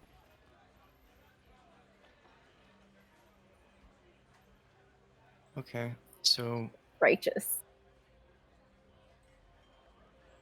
So what I'm thinking, like, if we can distract them, or at least most of them, that leaves, even if the big one does not get distracted, that's still only one set of eyes or whatever it uses to sense. and maybe we can sneak by it. I- If we all go, that's more of us to spread out, search the ship, gather stuff quickly, stuff it into these bags, and then if things go badly, then that's all of us there to also help defend. Don't think we can fight the big fish underwater. I mean, when you fought the small one, just the one, how hard of a fight was that? And were you in deep water or shallow water? The shallow water, but it was not very hard. Oh, I didn't even get scratched. Did I mention Oh. that when I get big, I can punch really, really, really hard? I've been working on something. The lightning dynamite. No, oh, not. It's not. It's not. No. I think I might be able to distract the big fish away from the rest of us, at least for at least a minute. That could buy us some time potentially. I don't know how effective it'll be, but I might be able to trick it into seeing something that isn't there.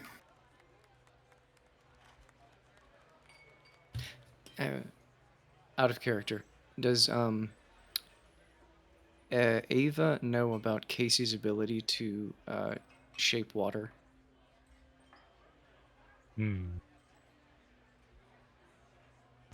think you were all in the same hot tub when you were shaping the water there to attract his attention to get him to Oh come up there. yeah. I was turning water bits into like little water daggers and letting them dissolve. So yeah, you probably saw that. Well, I thought Ava was with the other group.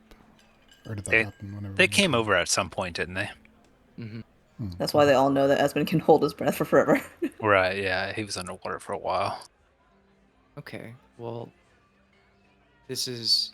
maybe this is, I don't know, maybe this doesn't work, but I was trying to think of ways to make it so that we wouldn't have to be down there very long, or I still think that everybody going, it sounds safer, but it seems like it's just as dangerous. There's just more people in danger. But if we can think of a way to get things out of the water really quickly, like if we have some nets and then there are things that buoy them up, we could stuff stuff on top of it and buoy it up really fast, and then once it's on the surface, we can just worry about the ships coming and paddling it away.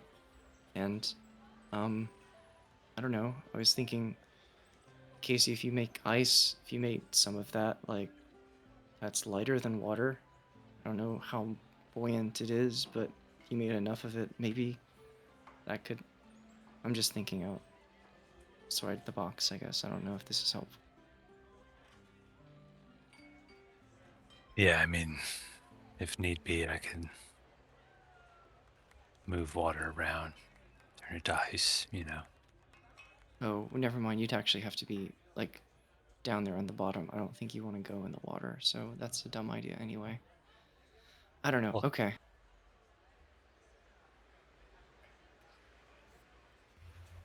Well, sometimes some divers use these oiled skins full of air to help pull them back to the surface if they need to surface quickly. They just weigh themselves down with rocks, too. If we had a lot of those, and then weighed it with a lot of rocks. Oh.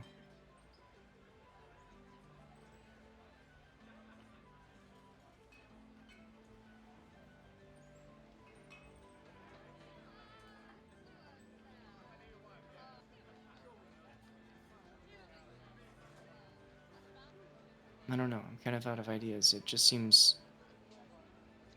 It's real. The most basic one seems dangerous, but. I can't think of anything else, so maybe just hack for the tower a little bit, and then we'll all go to the shore and figure out how to observe for a little bit and maybe learn something about behavior I don't want to like waste the whole day not doing anything, but I just feel like we're not ready to go. I don't know. Yeah. Do you think we're not ready, or are you just nervous? Both, I guess, but I'm nervous because I don't think we're ready. Like, when we go and fought the Arnakas, I was nervous, but like, felt like we had a chance. I felt probably more excited than I should have, actually. But now, just the idea of I can't do anything underwater. Like, even if I can breathe underwater, I'm not. There's nothing I can do to help. I'm just there to be.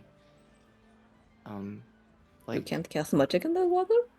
well, I can, but none of the stuff that I could do would be helpful to moving things or defending anybody because it's a three-dimensional space, and I don't really have a lot that I can do to help that. I mean, Doc, that's no way to talk. Of course, there's things you can do. What? You're extremely perceptive, for one thing. Also very smart. And you have that thing that lets you pull things without actually being close to it, right? Mm-hmm. The helper's healer's helping hand or whatever it was. Mm-hmm. Yeah, I mean, I And suppose. I feel like that could be used to change, pull some of that bait trap or whatever. All right. Well, we've got some general ideas. I guess whoever's clever enough to put some of this stuff together in a semblance of a plan, let's just do the best we can, and as long as no one gets eaten, I think if people get hurt, I feel okay about bringing them. If I get hurt, I'm less confident about fixing the situation. But We'll just put you in a dinghy and you stick your head in the water so you can watch what's going on, but you don't have to get fully in. This way, if things are going bad, then you're at least safe. all right, Casey, do you want to be in a dinghy? I mean, I'll do whatever needs to be done. Sal, what do you think? Doc really wants to go to the tower. Well, yeah, But if one of you is on each side of the boat, then you'll balance the boat out and no one will fall in. what does Sal think? I think we can talk ourselves in circles forever, and we just need to dip our toes in the water and see what we can see and figure things out as we go. Don't go in too deep too fast, and then we won't get ourselves in too much trouble. All right. Do you guys want to do any of the other things? Do you want to make a distraction with bait or any of that, or just go out there? Assembling some bait's not a bad idea, but I honestly think we're going to be much more tempting than anything else we're dragging around through the water as soon as things get going. I don't know. I think a well-timed bucket of ground-up fish dumped in from above by someone who's safe in a boat might not be the worst thing. Or on a dock nearby.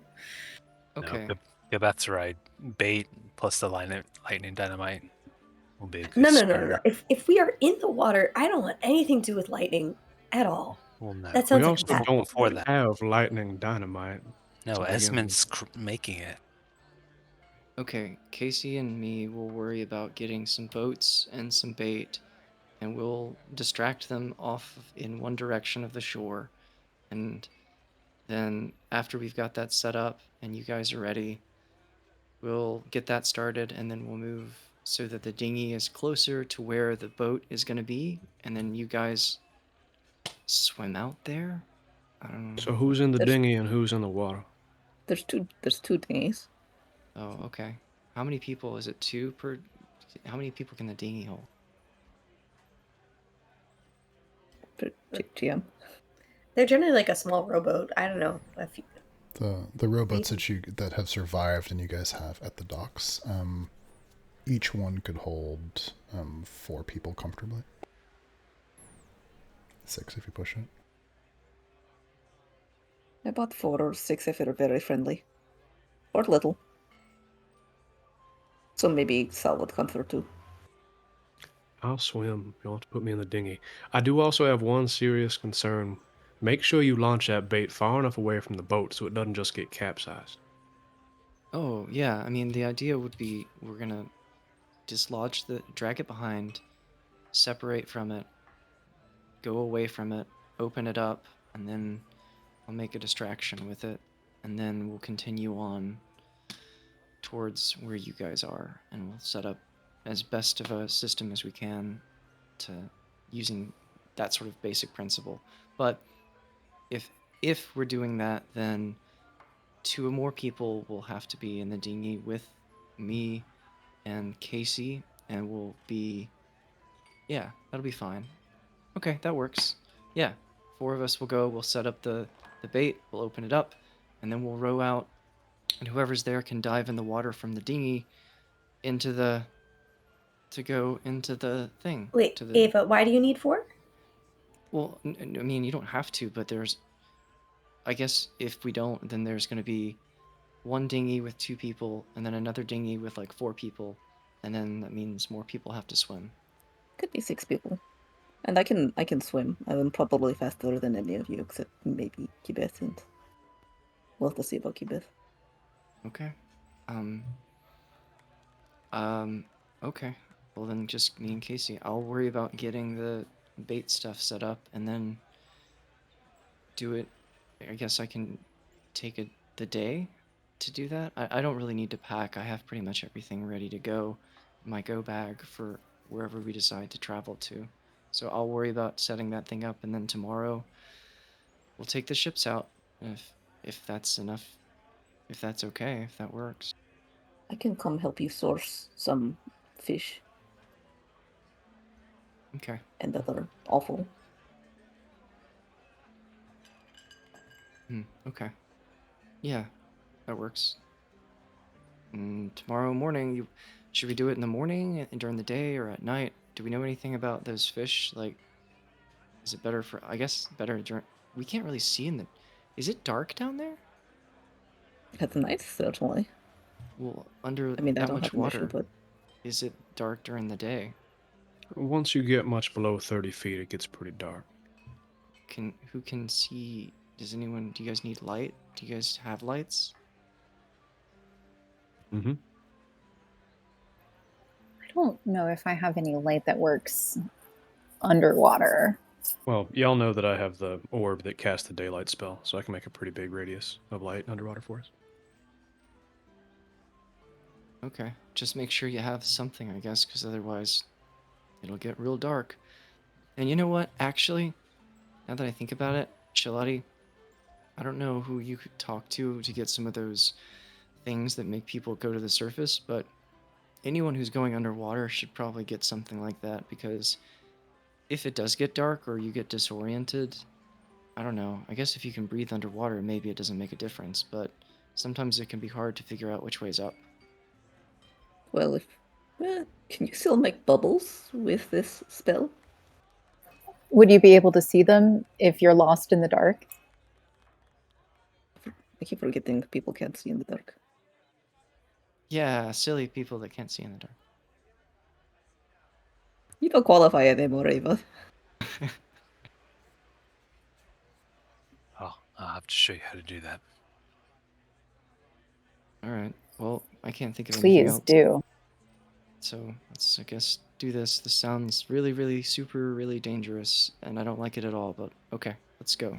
But the potential reward is getting a thing we need to close portals, which are making bad things come through and causing damage. So, I mean, there is some reward to the risk here. And also lots of metal for the town. We are running low. Yes, that I need. And dangerous endeavors like this make the best stories anyway. It's really good of you, Ava, to be flexible about how badly you want to go to the tower. Oh my god. Yeah. Yep. I know. I just really wanted to do that, but I guess we'll do this instead. This is closer. Plus, I gotta fix my forge now. Didn't really... All right. I'm gonna go get this stuff set up. Tomorrow morning, dawn or during midday, when do you guys want to go out?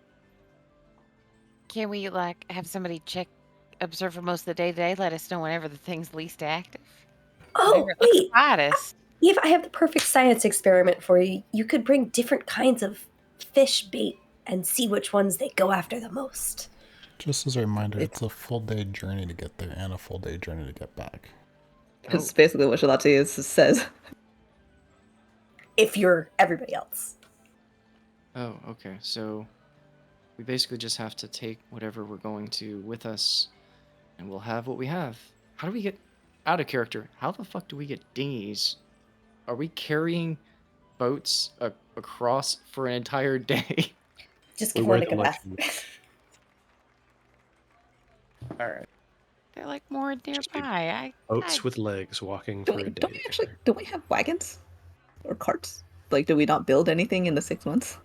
You know, you guys have wagon carts in town. Yeah. You still have horses. You have one horse. But we have Salinger and Quebec.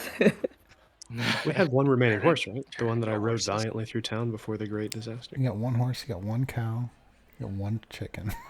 Could have been a centaur, Chris. Could have been a centaur. We've got one pig that no matter how many times we slaughter it, we still get bacon. It's amazing. It's a miracle. What? It's like the worst arc ever.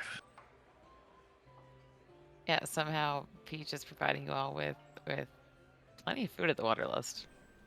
Spoiler, it's Orinoco's bacon. Oh, right, we have a giant egg! Yeah. We have a giant egg! Alright, it's right. Yes, but it's not. You're not using that as bait. Alright. Beth thinks about the little bit of rubble that's currently covering the egg. She's like, yeah, it's fine. It's totally fine. Do we have anything left of that the carcass of the one that we all dissected and then ate chunks of in terms of bait? Any bones or offal left? We can check with the fishermen, I guess. You're gonna try to lure it in with its own kind? Most fish don't discriminate.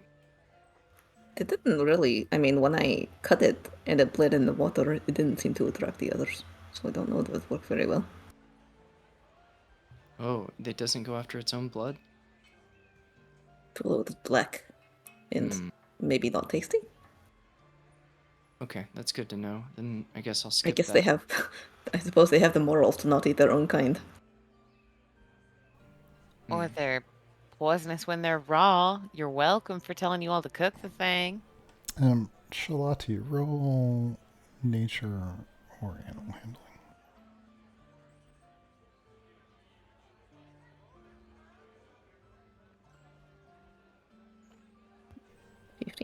15. Yeah, when you had wounded one of them, it did seem to stir the others up, but and they came to investigate, but they didn't attack the one that was hurt. Oh, I see. Okay. She's quiet about. She doesn't say anything about this while, I don't know, maybe conversation goes on for a bit. But then suddenly she says, actually, now that I think about it, I think they came to scent it, but then didn't attack it. Morals. Chris, what livestock do we have beyond, in terms of chickens? Do we have lots of chickens? That we have lots of fish. We have more than one chicken, right? Yeah, one blue chicken. The puddings had a field day.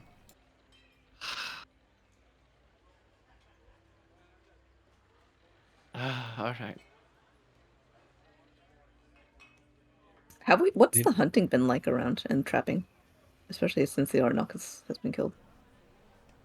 Yeah, well, it hasn't been that long since the Orinoco's have been killed, but the hunting in the surrounding woods really thinned out. It seems as though the Orinoco's are probably killing a lot of things. You guys have lots of Orinoco's meat. That's what bacon is. Orinoco's bacon. Oh. Size of the labor force that must have been cutting and curing that thing since we brought it back. It's probably like a whole town effort to go out and drag them out of the woods and butcher them. That's That's why we passed 7 days. Okay, I think I know what to do about the bait. I don't know if it'll work, but it's an idea, and yeah, I think it might. Okay, I know what to do for the bait. All right, I'm ready to do the things that I think I need to do. Does everyone else know what they're gonna do? I'm getting bait and trying to get that all set up. Everyone else, anything you guys need to do it, and we leave tomorrow in the morning because it takes a whole day, apparently. Yay! All right, break. Go team. As people are flying out, Yev kind of peeks out from the back room. He's carrying like a box of supplies and looks over at Seifrid. And he's, Seifrid, what? You got no clothes. Oh, you noticed. Thanks. Is that all midnight grass, or did you dye it yourself? What is it? Oh yeah, no dyes, no artificial chemical components in any of our constructions, of course. So what you see is what we grew. It looks really cool. Thank you. I thought so too. Hey, he kind of looks around nervously. Make sure Charlotte's not there. I kind of overheard you guys were going to do something. Seifrid looks just the slightest bit exasperated and then hides it. Yeah, what'd you hear? Oh, they're just going to, you might be going to, the water and, by the cliffs, maybe? Does it have anything to do with the big, I saw carrying a big fish the other day. I didn't say anything. I thought I didn't want to embarrass anyone, but, I said about that. You're a keen observer, Yev. It is indeed about the big fish in the water. Oh, do you, maybe you need some help? I could go with you. I've got this, spear. Ooh. And yet again, we come to this impasse. I'm afraid I can't give you permission to do anything. So I would try Shalati and see how she feels about your help. Maybe you could put in a good word for me. Seifrid kind of laughs.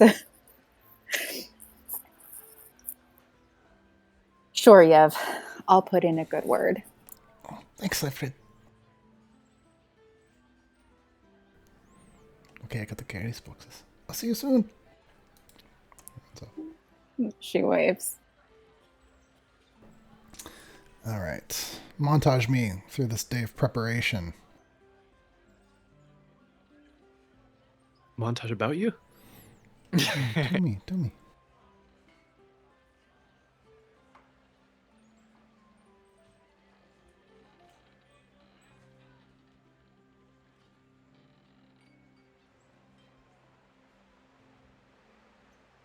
I'm gonna need a second to figure out how the fuck to put together. All right, I'll go.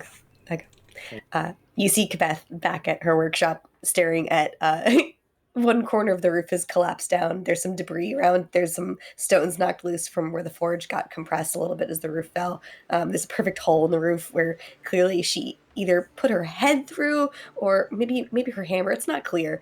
Just kind of like, yeah. And she props it, the falling corner up with some spare wood around and checks on the egg. And you see her, we're going to need something sharp, some spears, and she's working on a spearhead at the side of the forge that isn't damaged, gathering up supplies, packing it into her pack. She says, candles aren't useful underwater. Believe that. Okay. Then she goes and checks on the egg again, makes sure it's warm. She puts her ear to it, and she says, okay, don't hatch until we get back, okay?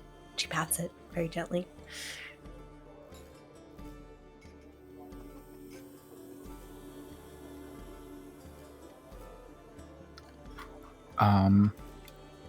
Esmond will spend the remainder of his day going through his spell book and trying to determine what will work best for the following day, or for the fish, he will return to the workshop, avoiding his mom, just to grab the scrolls that he left behind, and I'm going to spend 2 spark points for the material cost and copy those 2 spell scrolls into my spell book over the course of the day. And that will happen at the mayor's house, just for means of peace and quiet. And he will return to the Wanderlust and just kind of hang out there, just kind of assisting where he can, but also kind of playing around with blueprints, trying to draft up a design that fits the parameters of what Shalati was asking for, and probably end up staying the night with Casey again.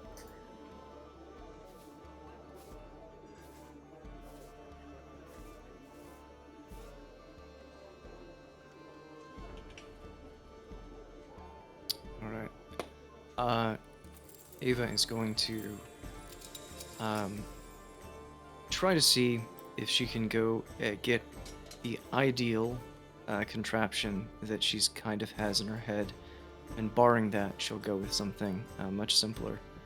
But she's hoping to find some sort of cage that would hold an animal with relatively small openings, and a couple of barrels, ones that can be sealed so that water won't get in and out, something maybe like a wine barrel or 2, or just any other travel barrel. And she's going to see what the fishermen have brought in for the day in terms of what they will be bringing in, to see about living or dead bait. Don't know how successful she'll be, but depending on what she gets back, she'll figure out a way to combine those things.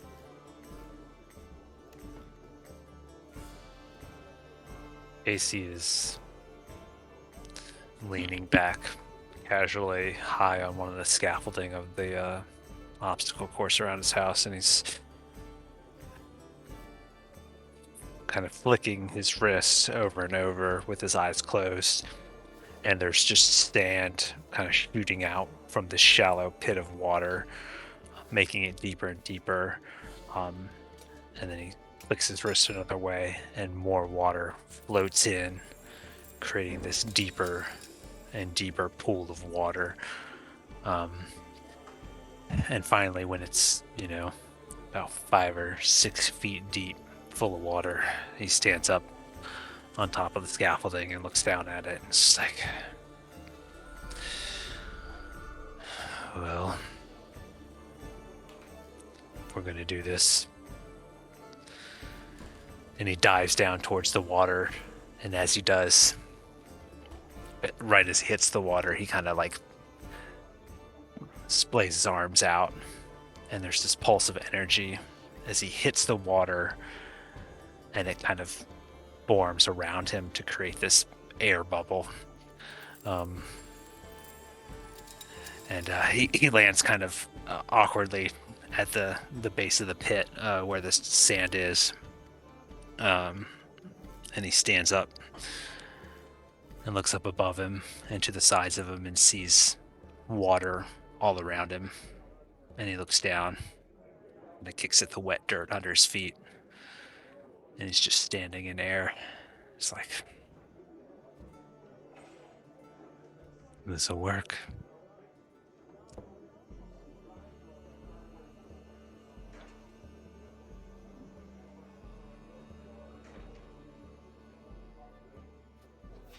Sal heads back to his room at the Wanderlust, goes to his display case, rifles through some things. Eyes settle on the spear. Removes it, putting a note in its place, all the documentation that he's made on it, little bits of information he has. Takes rope, wraps it around his shoulder, ties it to the back, and heads out to the edge of town. And starts practicing throwing it and reeling it back in, and then using the way he moves with the wind, trying to propel himself up, and practicing as if he's in water. for the rest of the day. So I am attuning to that thing. That's what's going on. Aha.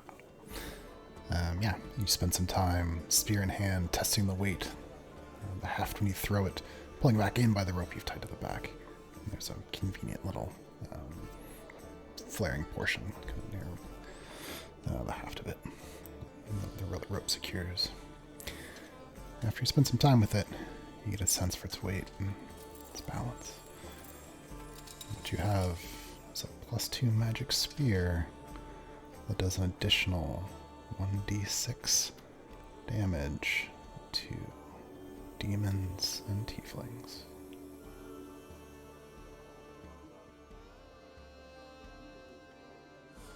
Did I hit a demonic tree? How did I discover that last part? Just kidding. No, I like that. That's so good. Just vibes, man. Just vibes. You're gonna need that, man. You know what those... So demons, devils, tieflings, that class.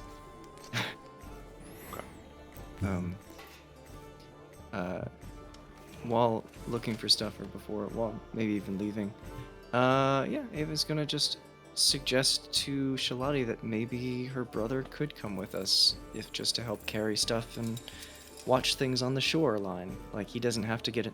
He doesn't have to. I'll do it in character.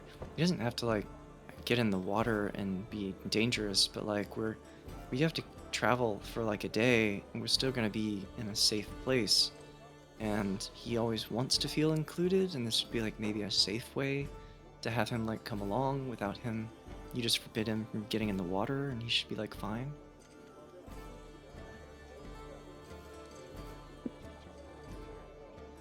She's just quiet, like very silent as they're rooting around. This is probably on the docks when she came down to try and source some fish and disgusting guts, etc.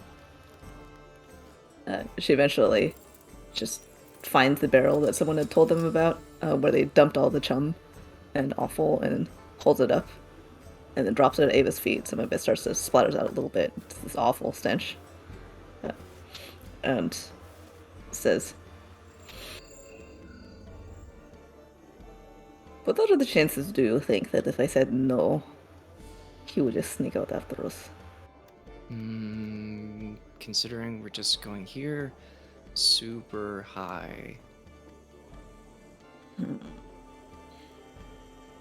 And better, I mean, it's like I always say, it's better to like do it with a responsible person and in the open, rather than just, you know, when they're not looking, right? Do they say that? That sounds like bunk. I don't know. Isn't it better if they just never do it? I think that abstinence doesn't seem to work all the time. What would you know about it?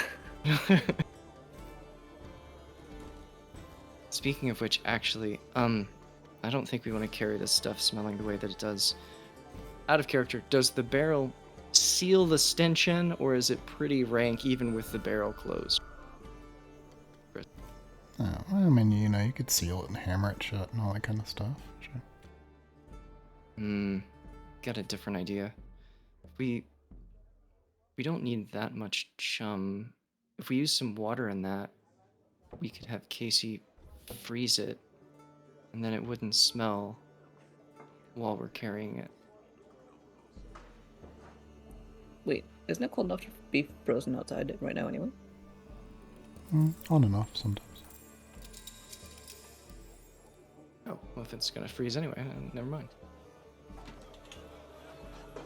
Like you're saying, like you're always saying, we don't need him. That is true. Okay, so we've got some chum. Let's see, do you think we should try to get a small amount of live fish as well to bring? So we have some live bait? Might not be a bad idea. It's kind of too bad we couldn't find she almost says a rabbit and then catches herself. That says a rat or something, perhaps. Yeah, or like a rabbit. Yes, that's true. I haven't had a fresh rabbit in a while. I think all of Sal's pets ate them. Hopefully they'll start coming back. But that might take a season or two. Several. Anyway, I suppose I could spend some of the day trying to fish and catch some things as well. Some live ones that we can carry in the bucket. Yeah, if you think it's easier to fish them here, because then where we're going, then yeah, we can just put them in and try to keep them. If they'll keep for a day, that's all we need. I'm gonna try to find a small cage. I still think the idea of having them just out of reach and making it enticing would keep their attention longer, but I don't know how much luck I'll have. So, alright, I'll make a small sign and set this aside, and that way no one takes our chum, and meet you back later, I guess, this evening, or in a bit. She pats her on the back and begins to move toward the, I guess the end of the pier, with a little line that she keeps on her most of the time. So I think for Charlotte's, what she spends the rest of the day, some of it is just her fishing in one of the nearby coves. It's not too far out, but is a little bit quiet and generally has had good luck for her. So I assume the dinghies are mostly occupied by fishermen. Some of it is her talking to the fishermen to requisition the dinghies for a day. And you also see her, as the evening draws on, do you want me to roll for catching fish? Or just say that she manages to? No, you can get some fish. Yeah. Having achieved a bucket of a few smaller than she would probably like, but still living, wriggling fish, she sets them off to the side near the bucket of chum with a sign, and then strips down to basically her under tunic and pants, and then the gloves. Takes her short sword and dagger in between her teeth, and jumps into the harbor, exhales, and ties a rock to her waist so that she can stay underwater on the bottom.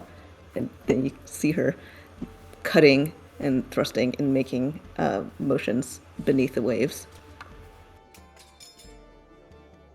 Later in the evening, when they're back at the Wanderlust and she's by the fire, like wringing out, letting her hair unbraided, just drying by the fire. And she's speaking with Yev, standing over him, pointing a finger at his face, and shaking it. And her entire posture is, "Don't you dare fuck with me!" Like, don't you fucking not do what I say.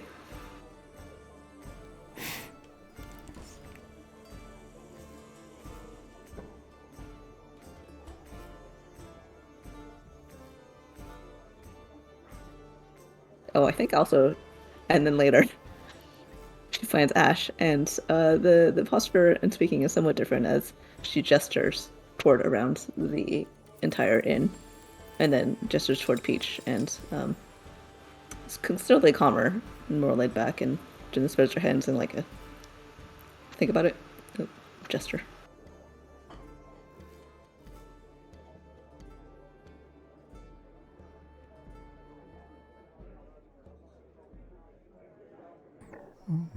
Who haven't we heard from yet?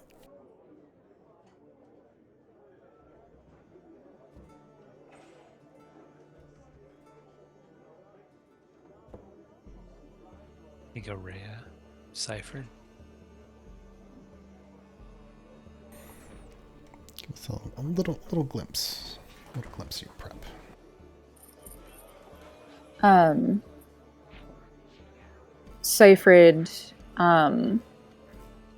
Cyphered is propped up in the window of her room with a cluster of giggling bunnies at her feet. In her hands is a hunk of wax, and she is in the process of waxing her bags and pouches, trying to waterproof her equipment a bit. But in her mouth is is her long, beaten old pipe, and with a bit of a smirk, she blows another gust of another plume of smoke, and two battling Aranakases leap and bound together on the floor around the delighted bunnies.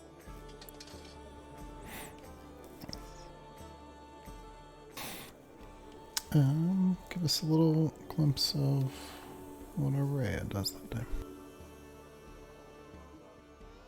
Retreating to her room, she sets up a few candles and lets herself relax into a meditative prayer as she tries to think of anything that would help underwater beyond just sneaking through the water, imagining what it would be like to fight a fish in the water, imagining what it would be like to breathe underwater, which she rather hopes she gets the chance to do that.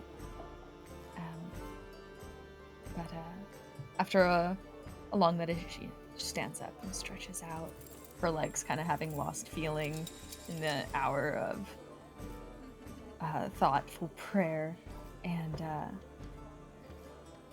repacks all of her bags to just bring the bare essentials of what might even work underwater, and retires early to get a very early start on the next day.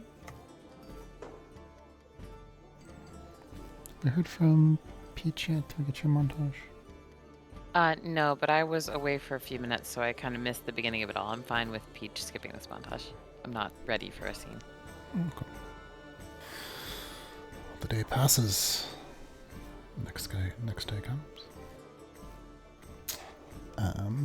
Let's take just a quick 5-minute restroom break, and then we'll start.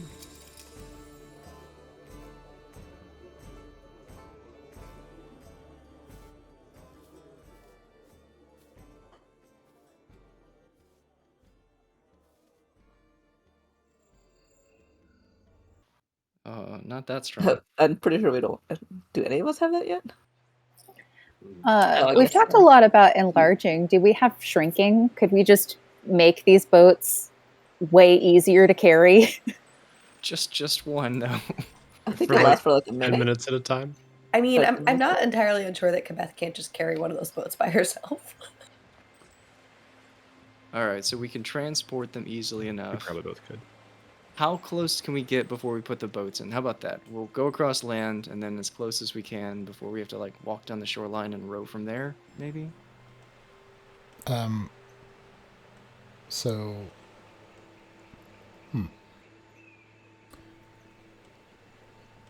Yeah, is there like a beachhead a few hours away or an hour away or something? I think to get rowboats in the water, yeah, maybe half a day away. There's probably a place you're familiar with. So much for keeping Yev out of the water. What do you mean? Yeah, there's obviously going to stay at the beachhead. Oh, okay.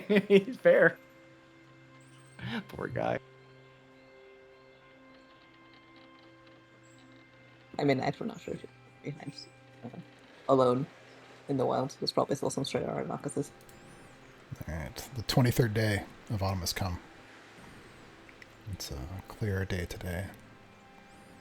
And sparse clouds in the distance, but clear sun from the north above. Tell me about these contraptions you guys put together. You guys did contraptions. So there are, I guess, 2 different barrels. One of the barrels has the live bait, the small amount of water, whatever is necessary to keep him alive for a little long enough for the day we're going to be using. And the other one has the chum, all the bloody bits and smelly, gross stuff in it. And then it was trying to find a cage that would be small enough so that you could have fish in it, little fish that couldn't get out, but obviously you can sort of see inside of it.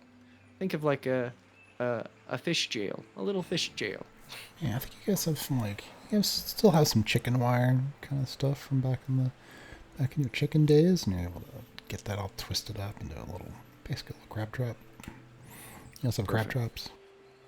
Yeah, yeah, perfect. So something like that, and then just put a little bit of, I don't know, barbed wire on it or something, and then we just have the contraptions are, the barrels are just rigged so that when you open them, one of them will just open up and leak out the gross, juicy, nasty bits, and the other one dumps the fish from the barrel into that little cage and will just sort of bobble. So the barrel itself should hopefully float up like this, and the cage below it, where the fish kind of fall into, will just be swimming around in the water. So it'll be like a barrel floating on top, and then a cage beneath it. Just fish It's swimming basically a wire, like a wired cage of fish, however you want to do that, and you got a barrel that's buoyant that's keeping that up. Okay. Mm-hmm. That's not too complicated. And that's all that I think Doc's got. Did Esmond just draw blueprints for a returning javelin? Was he able to rig them? I did describe that the day before. I would have spent the remainder time that I wasn't transcribing those spells into my spell book on drafting up blueprints for that weapon that Shalati was describing before. Yeah, but you're not going to build that in a day. Shalati, having no idea of this, looks sort of bright-eyed and hopeful at Esmond when he appears the next day. Her silence is expectant. He holds up like several sheets of blueprints, like big smile on his face, like look at this. A couple ideas, but these all seem very promising. She kind of deflates a little bit, and although the little smile remains, but it's sort of like out of the smile. Oh, good, socks again. But she does muster up that's really cool, Esmond. I'm glad you. I knew I could count on you to come up with ideas really fast. Socks and underwear. Oh boy. And Salinger, in terms of the rope that you had tied to your spear, you can pull your dexterity in feet per action. So the number, 14 feet. Okay. Or we'll round it to 15, so that's not an obnoxious number. Yeah, cool.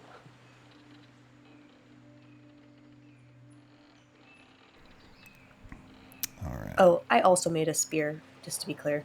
I don't think it was in my vignette. Just so you know. Okay. Let's see. And in terms of for our rules for crafting, does that fall into? You could make one in a day. I don't know if we've discussed the rules for crafting. Oh, I made a channel for you. It's called crafting. Discord. I guess I could go look at that. Yeah. A regular non-magical spear will be pretty easy. How much does a spear weigh? It's like 2 pounds, 3 pounds, something like that. 3 pounds, yeah. You might not be able to make one in a day, but I'm going to say you already had one.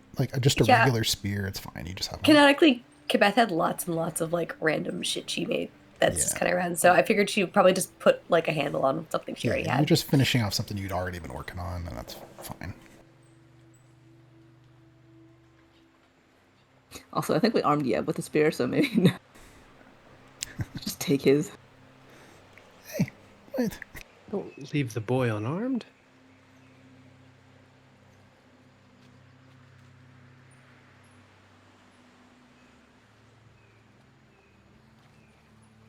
I think that Ava's traveling pretty light. She's got her backpack with some supplies in it. But she doesn't have her shield. Doesn't have pretty much anything. Is very, very packed very light. All right. Just to at least get us started here. Any extra preparations? Anything I should know about before you guys leave the town? Doc tells her sister where they're going, how long they should be there for. Probably they notify, make sure that the verdict knows. Esmond would have left a letter for Gwen. Don't tell me what's in it yet. Probably would have had to arrange someone we trust to check in on the egg, at least while we're gone, a few times a day. Oh, Kabeth would have left her siblings in charge of checking on that. Okay, siblings, cool. Is Poppy coming with us into the ocean? No, not into the water. She's going to guard Yev on the shore.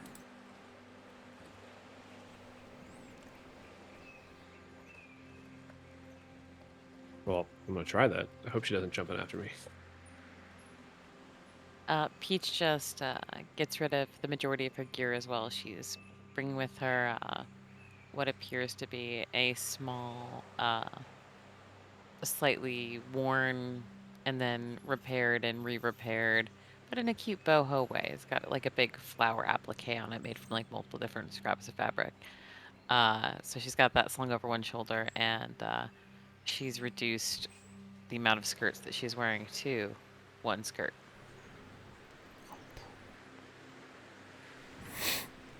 Sandra, I sent you a question. Oh no. Casey runs up next to Esmond, says, "Ez, so we're getting the boat, yeah. I thought about it last night. You know, blade of fire might not work so well in the water. In the water? No, probably not. So, I think I figured something out." And he kind of steps back a minute and kind of moves his right foot along the dirt, and traces a line, semicircle. And he pauses there for a minute and just kind of holds a position. And then he quickly throws his left hand back, like casting his cloak aside, and brings his right hand up with a flourish, and a blade shorter than the flame blade that you saw the other night, about this long, kind of appears. It's not particularly fire, it's more energy, kind of erupts from his hand, and he's like, yeah, so something like that, yeah, that should work. Huh. Then he gets really up close to it. Yeah, I mean, I don't see why this... I mean, you're still going to be swinging... fighting under the water is going to be weird, but there's no reason that this should be less effective, necessarily. Yeah. It should work, so... I mean, are you going to be swimming? I'll probably be swimming, yeah. I mean, the thing that I need to get down there and see if I can find the thing that we need for this device. That wouldn't feel right sending anyone else to do it, so I'll be down there, probably. So, if you need a blade like this,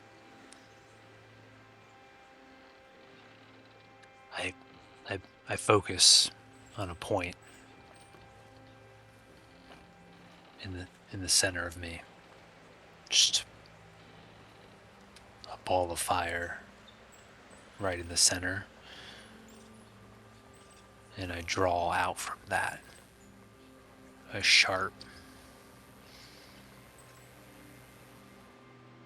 blade, essentially. And I draw that from my core, through my arm, into my hand.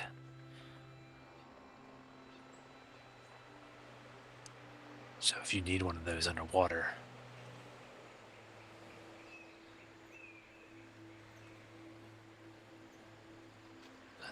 I mean, that's how you do it. I'll see what I can manifest, I guess. I'll give it a shot. Good, good.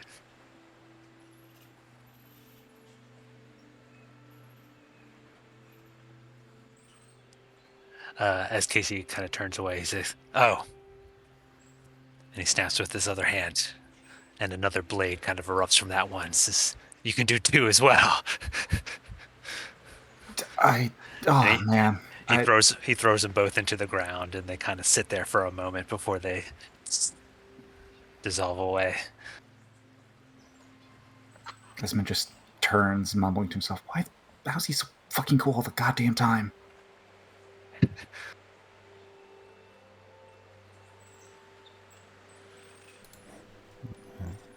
Charlotte?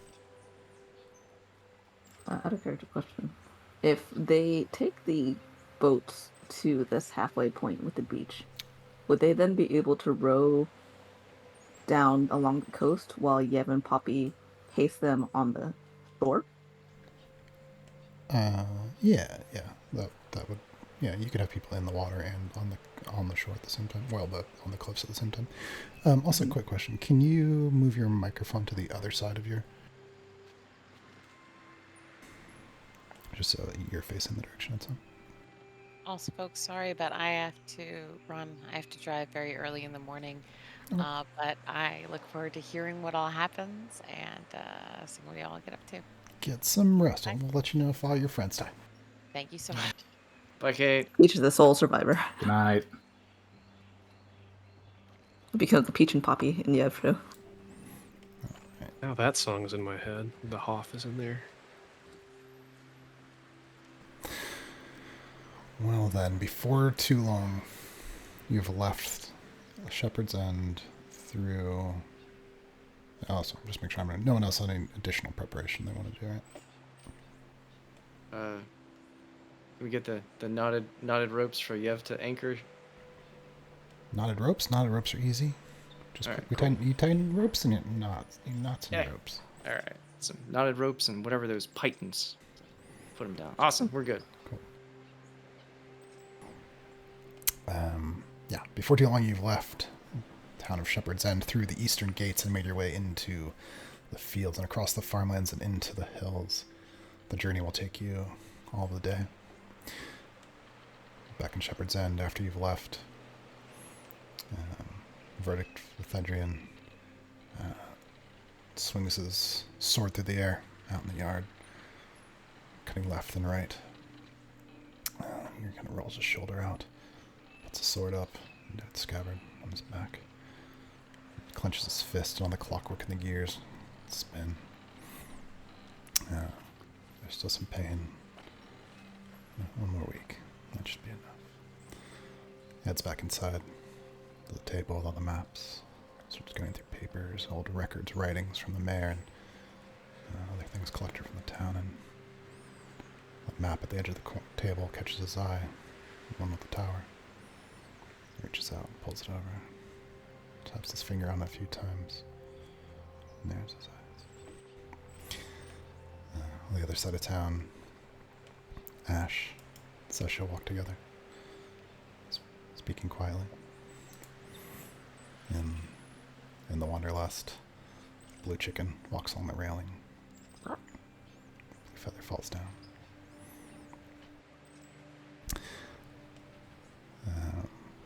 Before too long, the sun's shifted a bit in the north.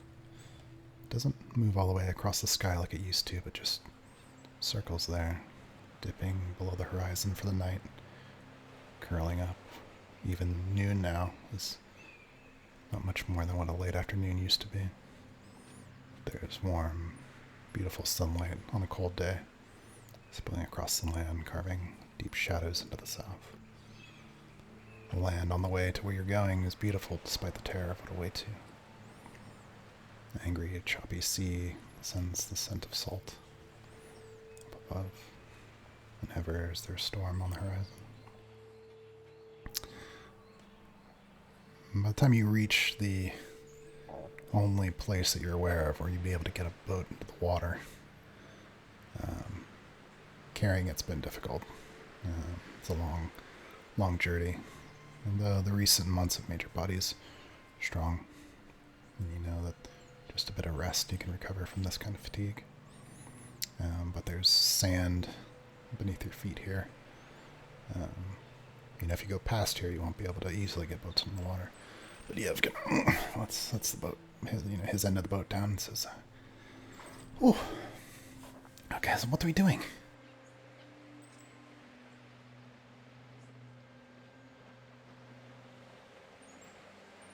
Well, it takes about a few more hours by water, so we're gonna put the boats in the water and make the rest of the way before it gets too dark, and then do the plan, I guess. Okay. Do we want to do that immediately when we get there? Because might be sunset by then, and it'll be getting particularly dark. Or do we want to rest here, and then in the morning set out again? Go half a day, and then it'll be noon when we get there. Okay. I think we should do that. That sounds like a good idea. Okay, but what can we, well, I guess we'll go over it again in the morning. But, okay, let's set up the tents and, yeah, perhaps my favorite one.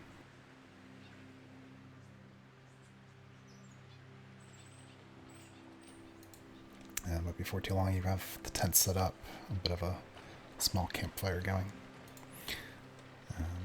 Certainly you've brought some rations and something to drink along, at least enough to keep Beth away. The sunset, strange color. Is there a word for that yet? And then it's night. A myriad of stars and the shattered moon strung above across the sky. Triangles of white against the reds and blues. And somehow still, even in the night, just barely make out the silhouette of the tower in the north.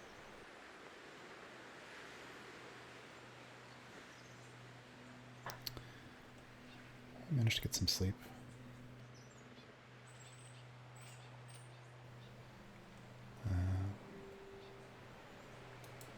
Late in the night, Cypher. I can't quite sleep for some reason. I'm tired, but sleep's just not coming. You realize,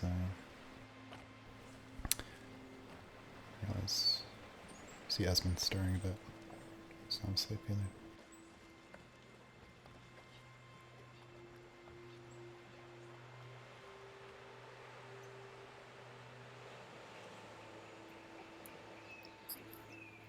She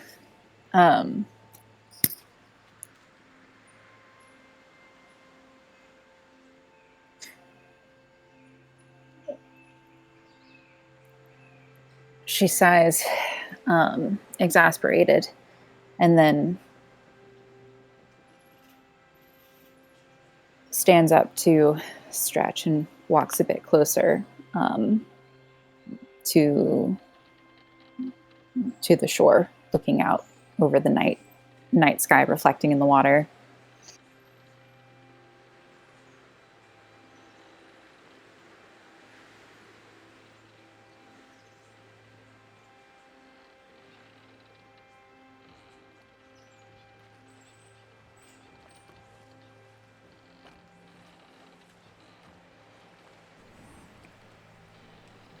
Esmond, you, unable to sleep, hear the sound of very, very light sound.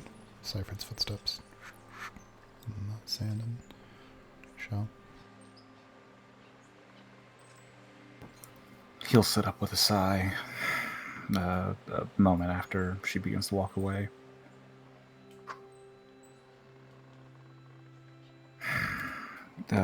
Just rubbing his eyes, a little agitated, and stand and gently walk around to go join her by the cliffside. Can't sleep either, huh?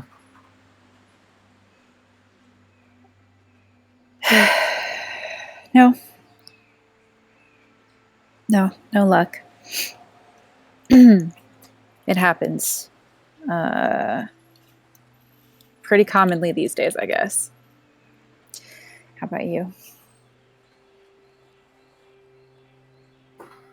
I usually sleep okay. I guess it's they're not comfortable sleeps, but I can usually sleep. Just I don't know. Tonight, last night, I probably the worst I've slept in a while, I think.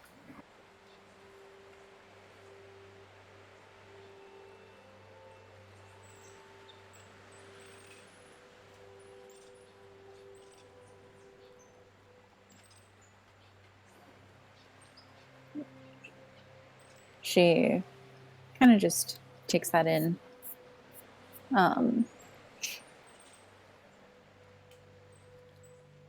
Glances toward him. Do you dream often?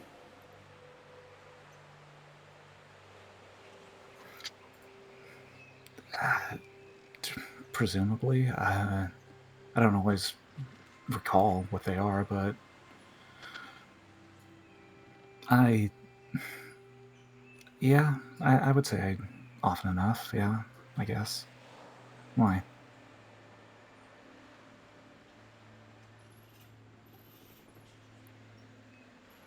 I dream. I can't help but dream.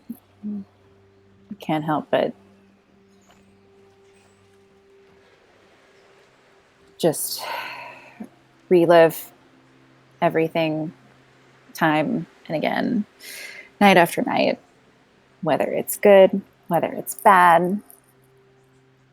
The brain of a prey animal, I guess.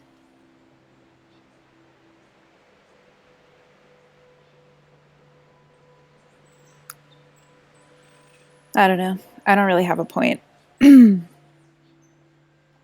I think the dreams make it rougher sometimes.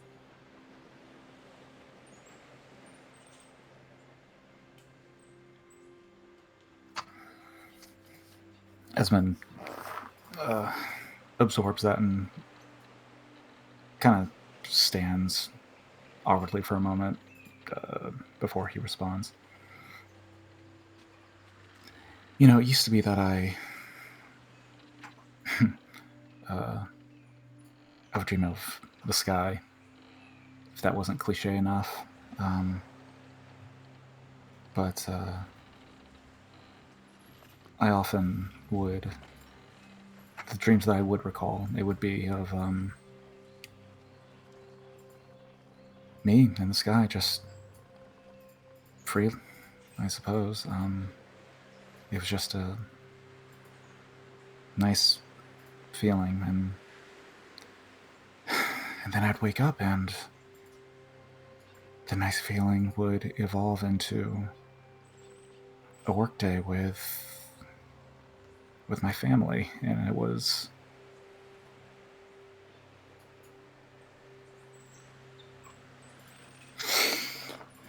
but now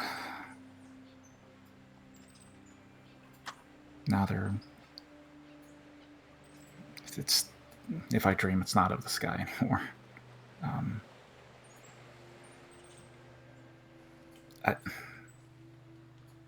I to all that to say, just I think I understand to a degree of what you mean.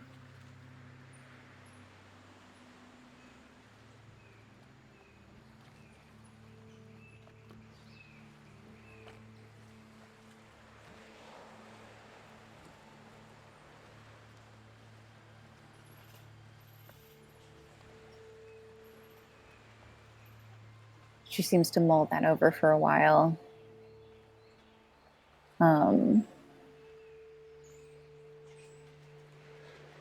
Reaches for her pipe in her pocket, lights it, takes a couple puffs.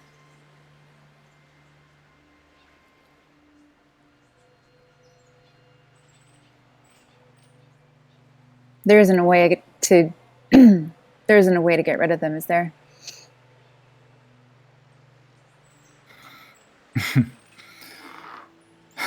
In all the studying I've done of divination, nothing that takes away the dreams. Granted, our library has always been limited, so it's hard to say if there isn't a spell or potion or something that could. But as far as I'm aware, no, I don't know if there is anything that could take it away.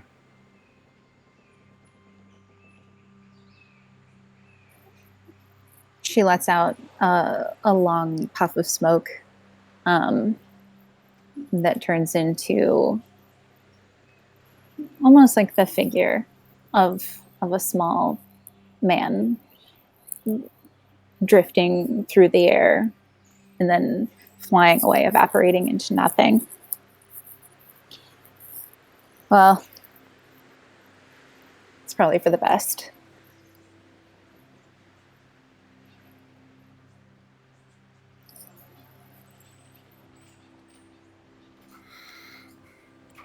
Esmond smiles, watching the little smoke figure run and dissipate into the air. Maybe, I guess in a way, keeps us grounded and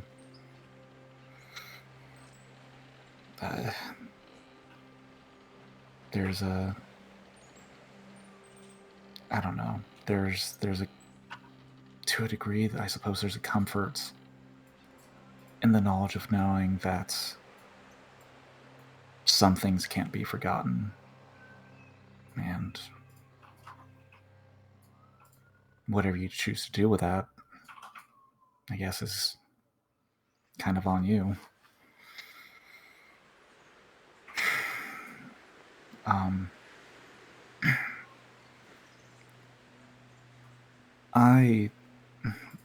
I've already apologized to Sal and O, but I owe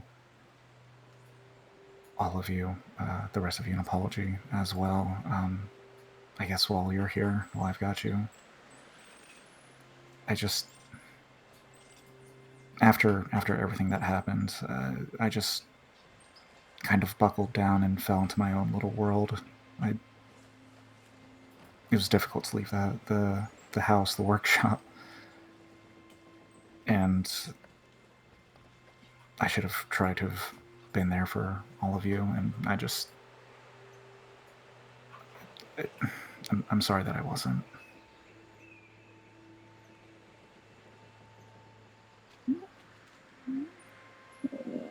Seyfried's mouth pulls into a bit of a wry smile. I mean, I guess there's no way you could have noticed it, but you're talking to the queen of disappearing acts over here.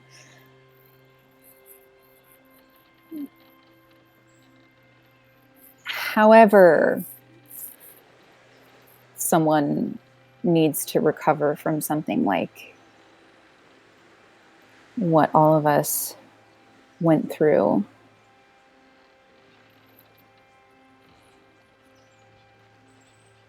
There's no apology necessary. You just do what has to be done, whatever that looks like.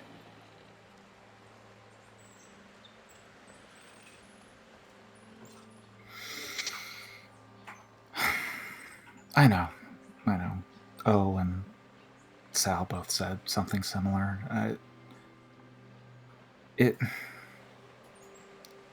Nothing can be done about it now except to try and make up for it going forward. And I'm trying, but I don't know. The apologies help, I think, if that makes sense. I don't know. There's a logic to it, in my mind, at least.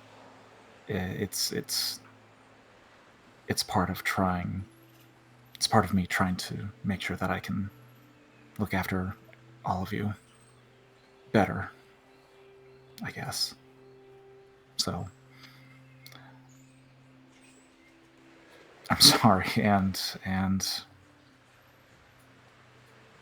I don't know. I hope we can better watch out for one another and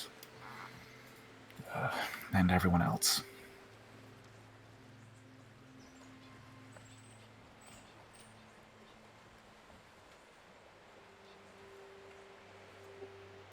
Well, it's a nice sentiment, dreamer. Seyfried taps out her pipe. I guess I accept your apology. But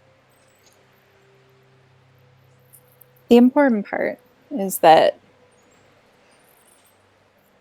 I know that you do your best. And I know that you've got my back and basically anyone else's back.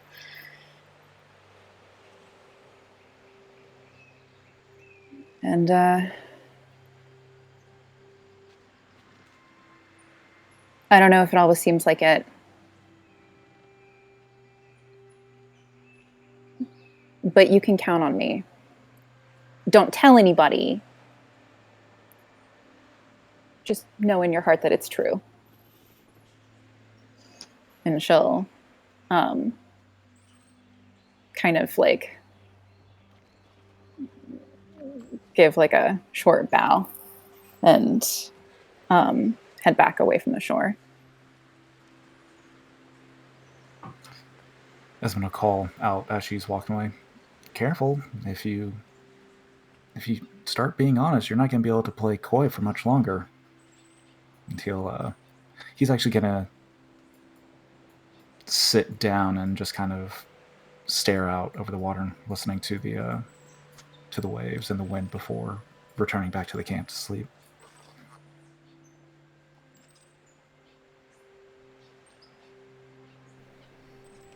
Before too long, another hour maybe, managed to get to sleep.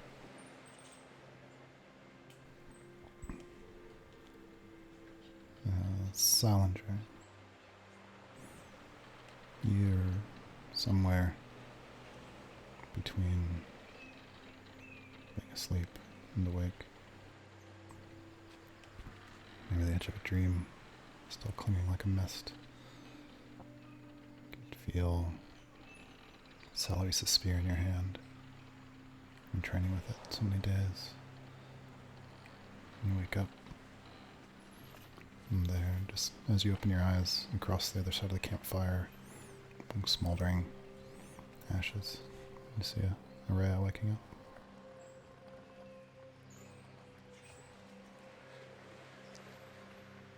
He instinctively puts the spear behind his back and sits down. You were just dreaming of it in your hand. You're not actually holding it. Oh, whew, okay, because that would be weird to wake up to. Like,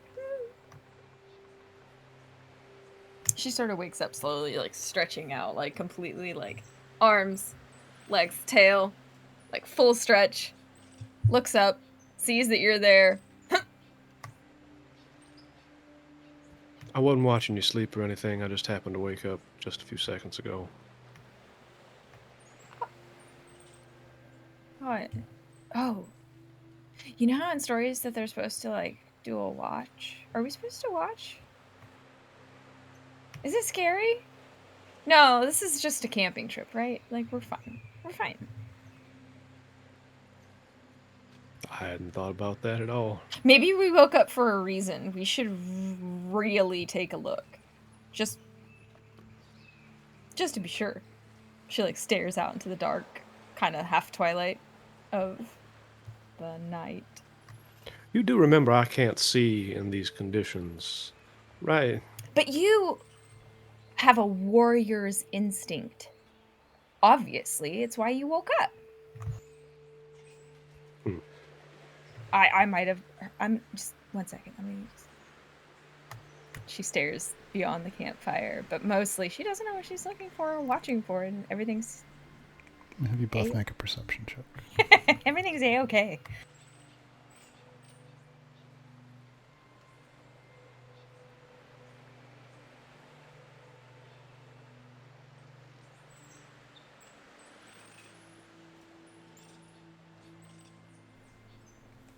Salinger, you hear a slight shift of sandy,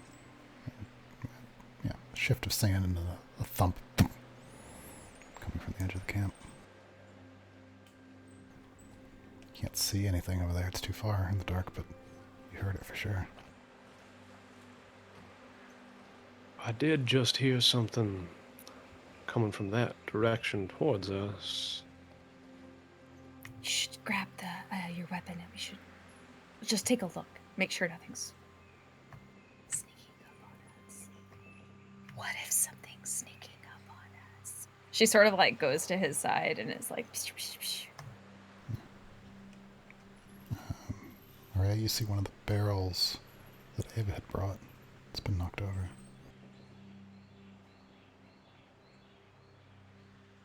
Oh, well, this is just the wind. Barrel wind, you know. She heads over to the barrel. Sets Well, it hold up on right. a second. Let me take a closer look first. He tries to get in front of you. Warrior instinct. To slowly make your way over. Close enough to see. Poppy's knocked over the fish barrel. She's trying to get inside. Oh, no, don't eat that. That's bad for you. She like gags a little. Poppy Old fish heads. lifts her head. Makes some chirping sounds. Sound makes a couple chirping sounds back that sound a little aggressive. She sort of nods and like, yeah. Poppy kind of ducks and then runs over to Esau. She woke up too. Obviously, something's up. She is like this every single night. The girl's nocturnal. She's jumping around all over the place. I ain't slept well in weeks. You're not nocturnal at all. Maybe you should be nocturnal. I believe I am becoming nocturnal as time passes. Forced nocturnalness. Sal gives Poppy some jerky or some other dried meat to hold her over since she didn't get the treat she was trying to get on her own. Elbow the lid on tighter. Poppy snacks on it happily, and in that moment you guys realize that the sun's beginning to rise. Well, the color's appearing on the horizon. The sun's on the horizon. Araya, did you ever see Sal Louise holding this spear outside of her office, even once? Well, I mean, there was no real reason to be armed at the temple. Trying to think of what did she take with her when she headed to the north? She never told you stories of a time when she fought? Anyone, anything? On a roll for history? No, you don't need to. Salois never told you any stories about fighting anyone or anything like that, but Salois was a frost elf. She was several hundred years old. No, and as far as I know, she dedicated her entire service to the maiden and helping others and healing others. I think that's why she was called North, was for healing, not for combat. I think there may have been much more to her than you know.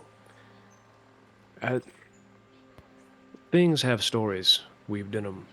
Objects. Hold them for a long time longer than us. When we're dead and gone,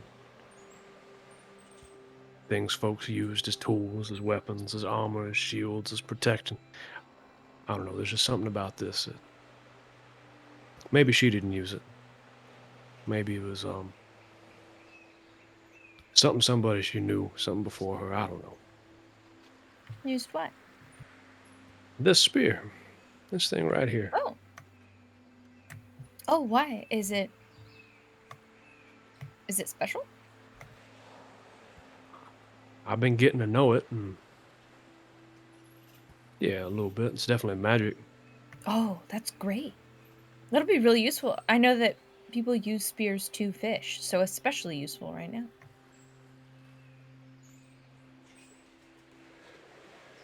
Makes me nervous is all. Something that's probably killed things before.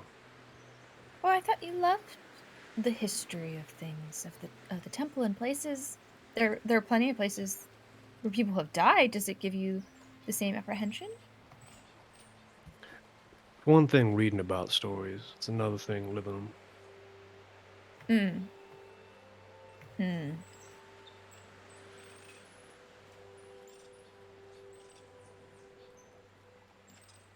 Especially when you don't know who's going to be cast as the hero and the villain in the end.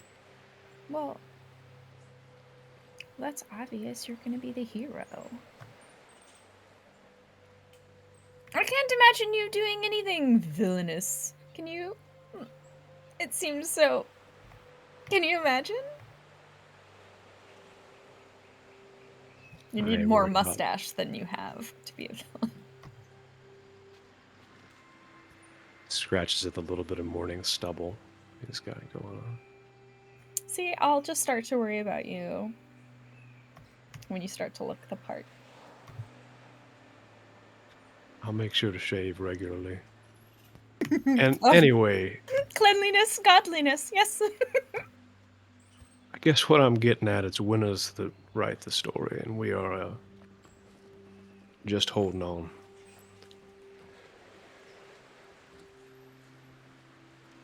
I think that the story gets written when everything's sort of fallen into place and makes sense at the end. So there's the moral and the conclusion and life.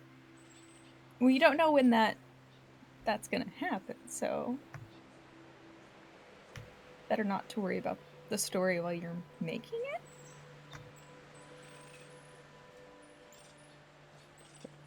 I guess. That's the only thing I ever really worry about. Only thing I'm really scared of. Not dying in a fight, not getting ate up by something.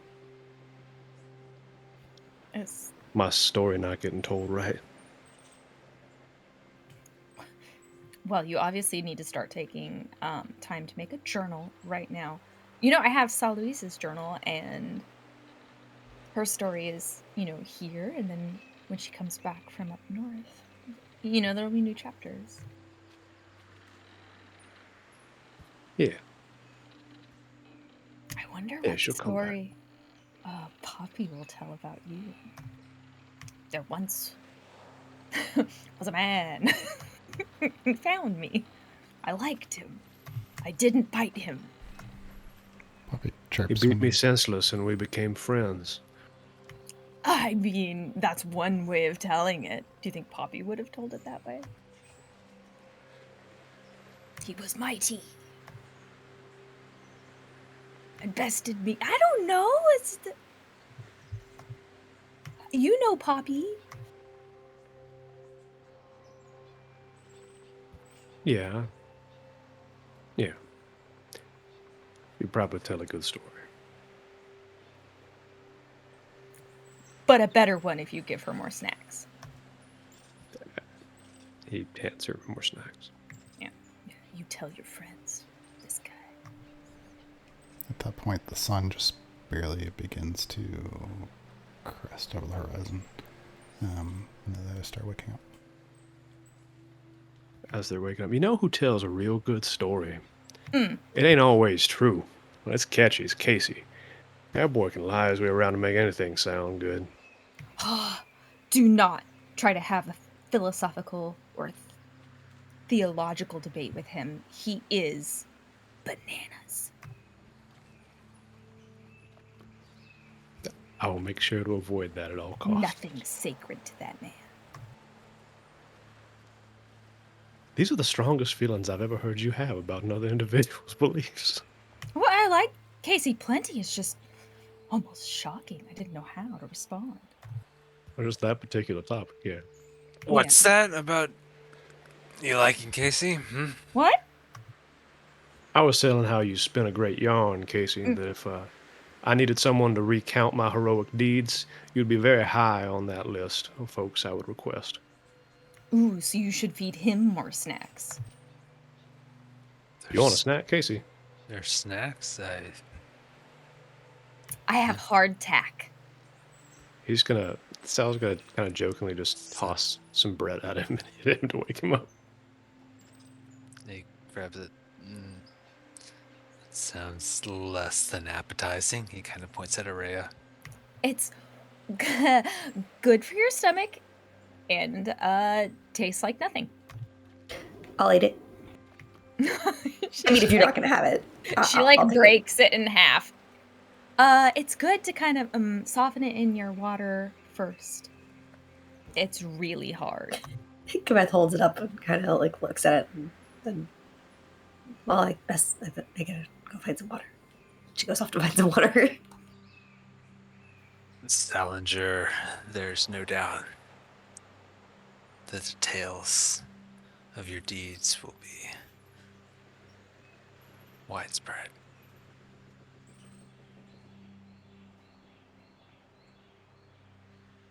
Gives a smile and a nod. It's true.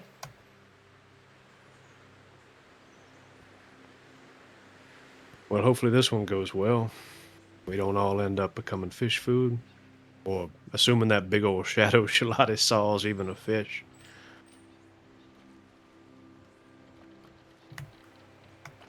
And I think to avoid that, as Shalati is sat up out of her bedroll and stretched, done some toe touches, and kip ups to her feet.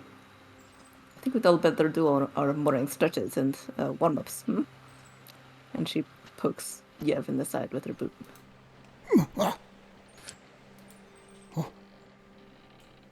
Training. We don't have the lighthouse to run to, and maybe not the time, but we can get a little bit in. All right. He pulls his knees to his chest and he tries to kip up to his feet. Makes like halfway and boom, slams into the ground. Cypher wakes up with a jolt, eyes wide, fur pressed in a strange angle across her face.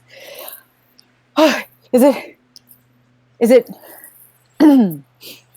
Sorry, he just fell. He needs to use his core more. I think he needs to go roll back a little bit further. Yeah, again, Yev. More hips. Okay, one more time. Oh no. Kind of gets a heel on the ground and swings his arms and windmills them and stumbles backwards and stays standing. I did it. Yes. Approving lumberjack nod. It's, yes. Okay. Yev kind of gives him a point. It's all in the hips. Okay. Anybody else for a couple mile run? Cypher blinks, heavy, bleary-eyed. I'll be right behind you. You want to count on you? She says, fully unaware of the irony. Rain check for me. Today's the day. Okay, so what are we doing with the boats? And you gave me the rope, and all the knots are in it. What are we doing?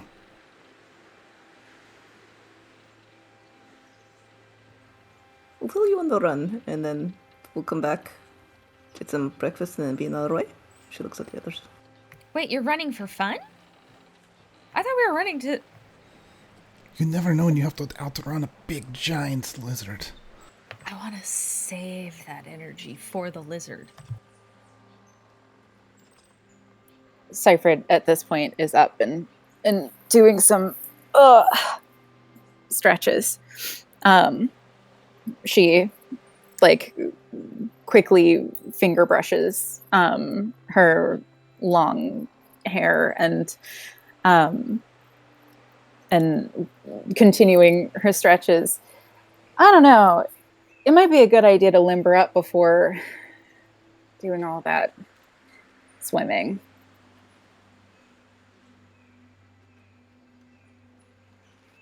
With how cold the water is, you're almost guaranteed a cramp if you don't. Slow expression changes on Yev's face. You can save energy? I'm the laziest of all. Don't listen to me about anything physical exercise. Listen to Alright. Shalati. She knows. Aria, don't you perform traditional things for your religion every day? I don't know if that counts as lazy. Stairs don't count. Meditative yoga also doesn't count.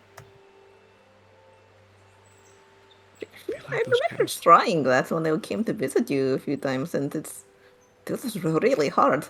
I don't know how you tie yourself into those knots. I just don't see how tying myself into a knot will help a fish not eat me. They'll be like, "Oh, it's pretzel shaped." You guys go do your thing. I'll work on getting food prepared by the time you all return. I need to go over my my book and get myself ready for what we're coming into. Oh, yeah, I should also armor up. On a character, I have a cool new spell for armor. It's awesome. Alright, by the time Shalati and Yev and whoever else go running with them have returned, sweaty and cold and wind chafed, you've got the food going, and those who want to make the preparations for the morning have done so, and Yev kind of heavy breathed and says, "Oh, okay. Okay, then what do we do? There's how do you want to do it?"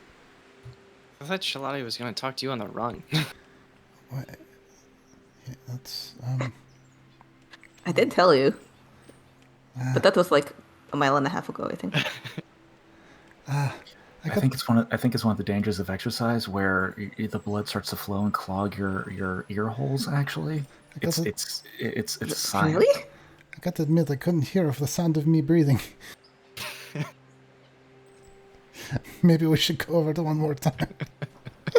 Charlotte looks a little bit concerned at Esmond's words. Out of character, how far is the boat paddle? A couple hours? Yeah, half a day. Is that like 6 hours or 12 hours, half a day? So 12 hours from now would make it like 3 in the afternoon-ish. 4 in the afternoon-ish when you get there. Night's only 6 hours now. Oh, that's right. It's a really short night. Okay. So it would take half a day though? Like how many hours do you mean? Just have us paddle? 10 hours from here. Holy shit, okay. I thought days were measured by like the useful time of day. Yeah, like whatever it is, 12 hours of activity or travel? Right. Yeah, we'll say it took... Okay, that's fine. But tell you what. When... There's flexibility here. You wanted to be during the daytime, right? Chris, I'm just telling you, I'm never going on a day hike with you in my life. I'm not doing it because, like, our definition... Like a day is a full 24 hours. Yeah, We've not stopped you before then. You know, honestly, that tracks. I think that makes sense for Chris as a human being. This all makes complete sense. Yeah, it's a full day. Chris Wong, 24-hour days only. And these are what, 18-hour days now? Just looking at your friend completely unprepared, just looking at like some shoes on, you're like, wow, you're really hardcore. All right. All right.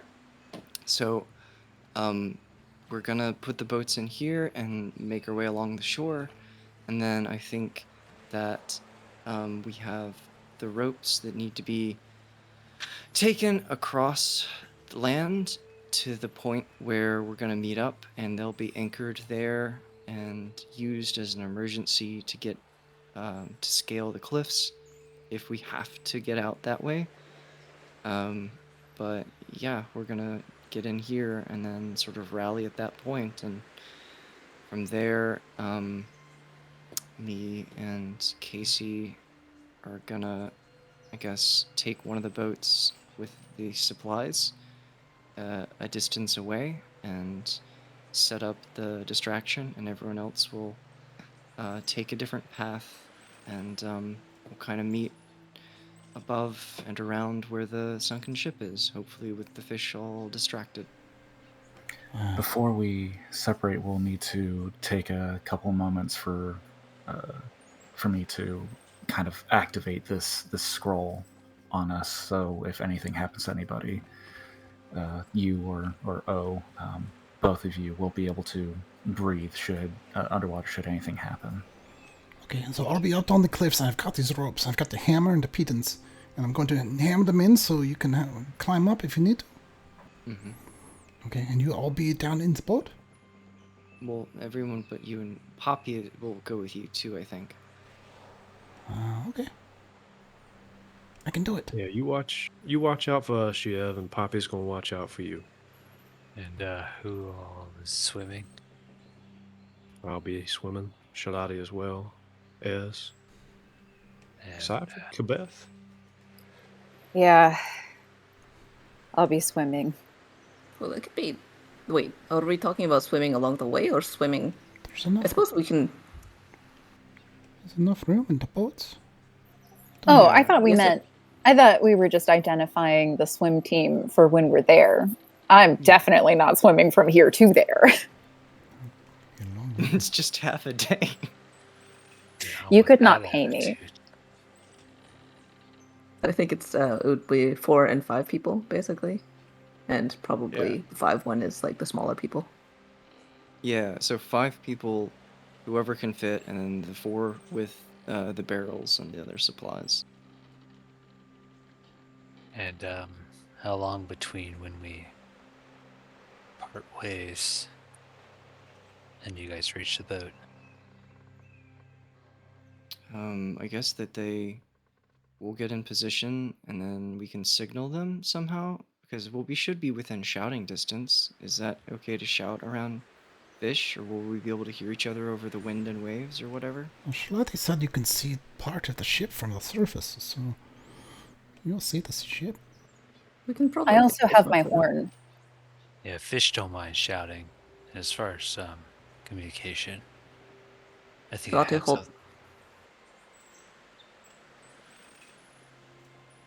has Shalati digs out into her pack and holds up a whistle and hands it over to Ava. Says, "I have this as well, so if you need to." And since Seyfried has her horn, and he can have this, so there will be at least 2 ways to shout at each other, so to speak. Casey looks over at Doc and says, "You won't need that. I got something for us, S." How do? Okay, so we have multiple ways of announcing ourselves to one another or communicating through noise, but I could quickly throw something together that would allow us to get in 1 or 2 complete sentences back and forth. It's a one-time thing, so it'll be a short communication, but it could be able to give more than just a general announcement. Don't worry about it. Can you do it underwater? Because it might be useful there if something goes really bad and we can't hear a whistle. I do not know how effective it would be underwater. It has not. Esmond. Casey speaks in Ignan, which you understand. Don't worry about it. For those that don't speak Ignan, they hear Casey speak in a language that kind of sounds like a little like a volcano erupting. Just Imitate that, please. I would like to know what you think that sounds like in speech. use your mind's eye to imagine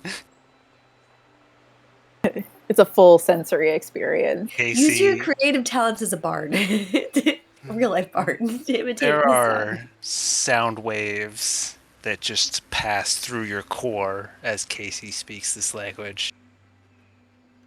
Low rumbles that shake your inner self. As he says this short sentence to Esmond. And Esmond, you hear Casey say, "Don't worry about it." Esmond will respond in kind, and where everyone else would hear kind of like a whistling, oh, you hear, okay, you got it. But you feel a sensation of like kind of a warm breeze, kind of like brushing against your face at that response. Okay, so we'll just get and set up far enough away. Once we're there, I or Casey will signal, and then you respond. We'll set up something so we know if like something means ready or means not ready or whatever.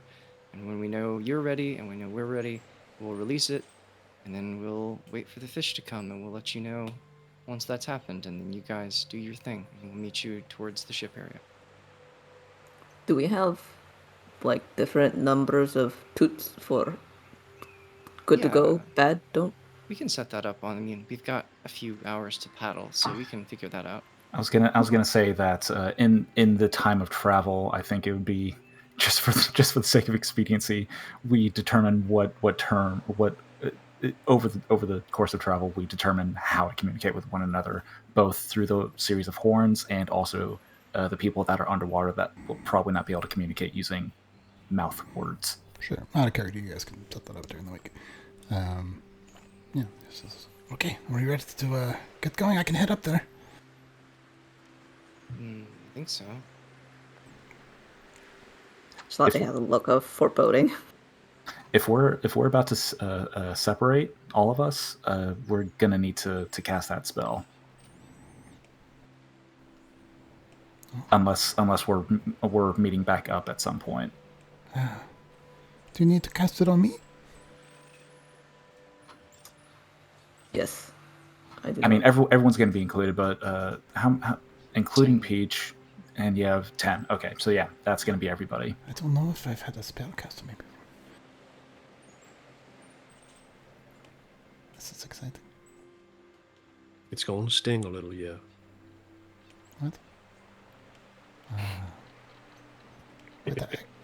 I should just go ahead and go up there, I think. Someone hold him still. This is going to take me a second. I've actually never used one of these before. Oh. Walter's hands come down on his shoulders. Oh. While this is going on, Sal has finished changing into one of those old school full body swimsuits, and he's got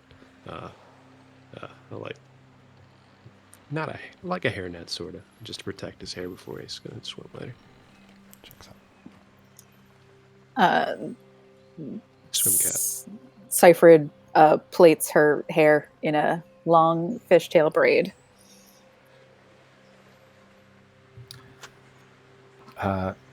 Esmond is going to unfurl the scroll, and as everyone is getting ready, he's just kind of going over it, just kind of mumbling to himself.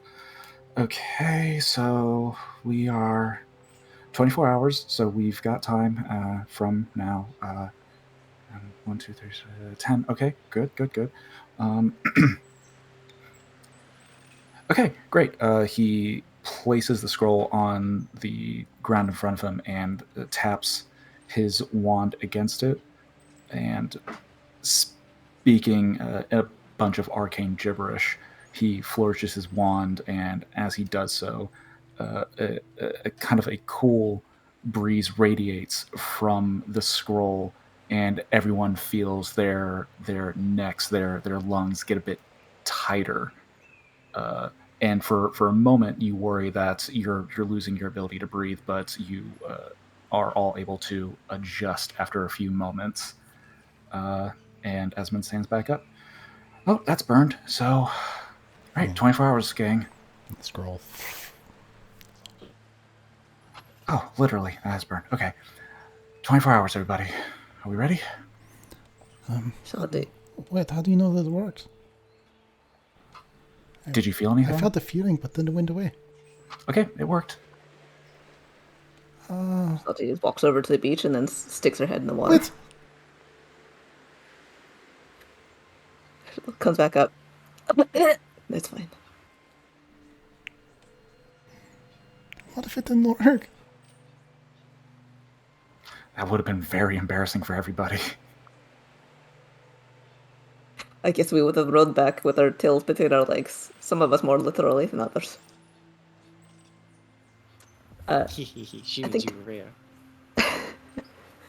Shalati looks at Ava and says, "No shield." I can't. She's handing her pack, the limited amount of stuff she has to sort of Yev to carry with him and Poppy. No, I don't. Not the best swimmer, so. And then yeah, she's going to speak a word and fluff.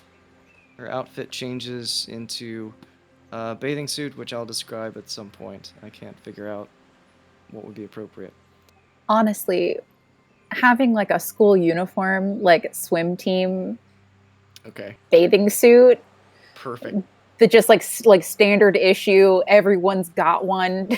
Yeah, just the SE on the front. Yeah, perfect. The chicken.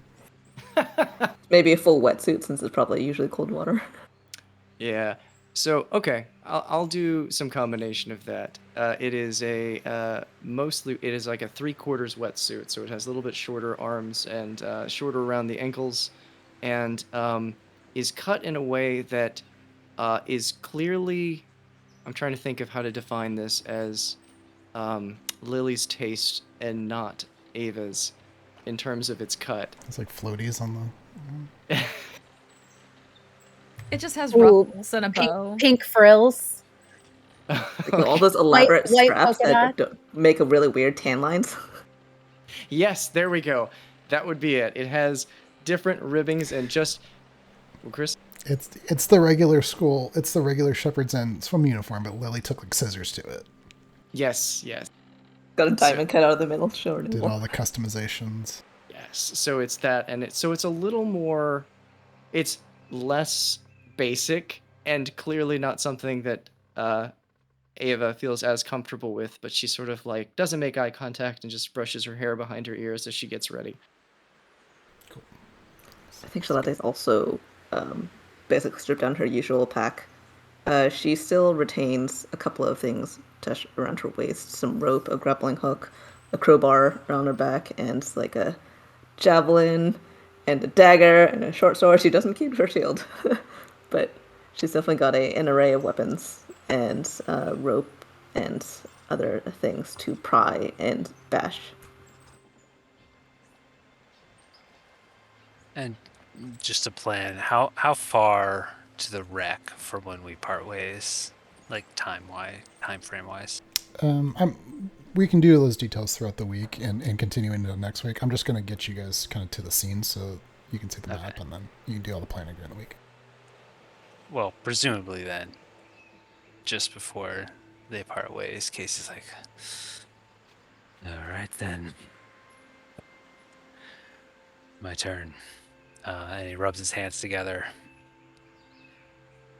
and he lets out this low rumble that kind of reverberates through the ground and passes over Esmond, Shalati, and Yev. And you feel kind of this rumble under the ground beneath you, and it goes up into your core and up into your head. And once it passes up into your head and settles, Casey opens his eyes and looks up and says, hello. And his mouth doesn't move, but the three of you hear it in your mind.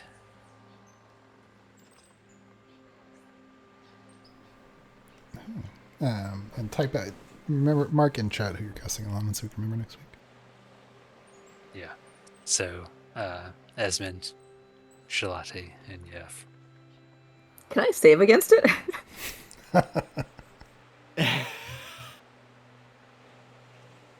Does it have to be a willing target?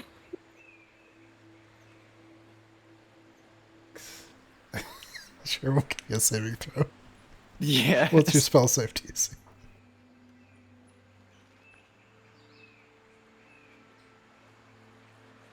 It's 14. Doesn't it say a creature can end telepathic connection at any time? No action required. Oh, does it say that? Yeah.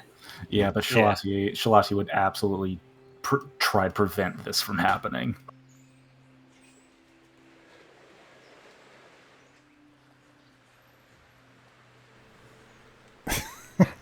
She is just like, You just get a busy nope. signal.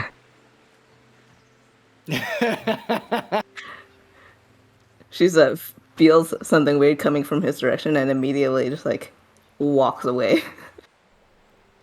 Yep, spins around. What? Wow. So I don't trust whatever he was about to do. Wait.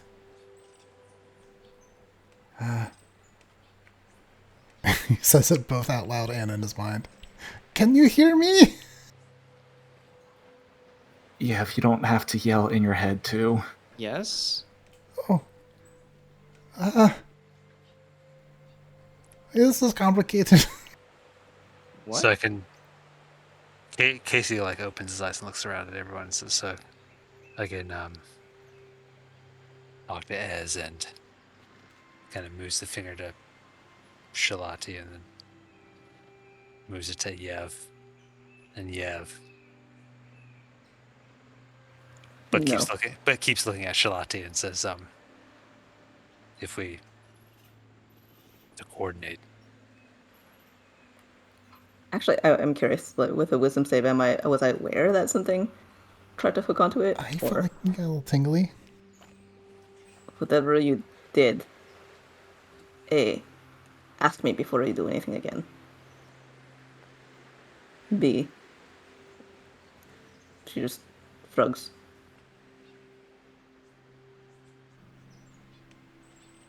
But you're missing out. This is really cool.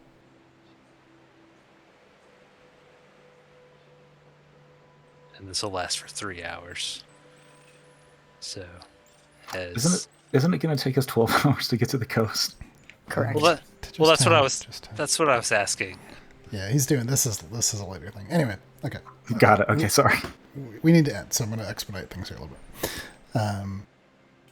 Anyway, Shalati will hug Dev. I think the only time that she actually seems to get affectionate, particularly with him, is when they're parting, and she's like, "I may die, so take care of everyone," etc. And then if Poppy has gentled enough to accept any kinds of touches from anyone except Salinger, then she might try to give her like a scritch, but otherwise she will not if it seems like a dodgy thing. Salinger roll animal handling. Okay. Can I roll animal handling too? Yeah.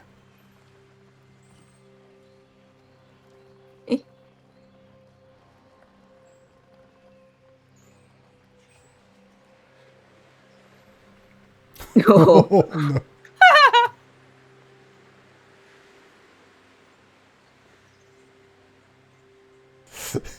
Does that one stand? Yeah, oh yeah, it's got to. Got a big day today. I give you my inspiration.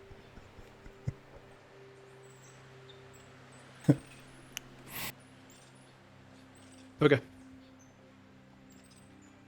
You don't want Shalati to start off one-handed? I don't think she'd take the whole hand off.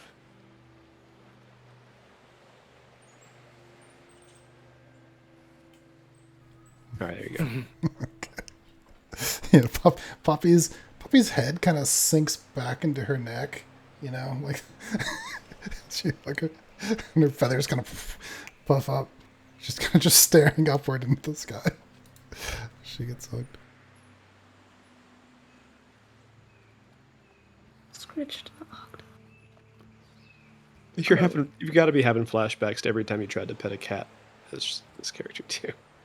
Yes. Okay. We'll come back and redo nuances before, next session before any of you guys actually separate. But before too long, you see the wreckage of the Night Flower crushed upon the rocks. Heavy waves smash into the nearby shore. It's boomingly loud sprays of water. You've managed to figured out pretty quickly to keep your rowboats far enough away from the rocks that you don't get crashed into them.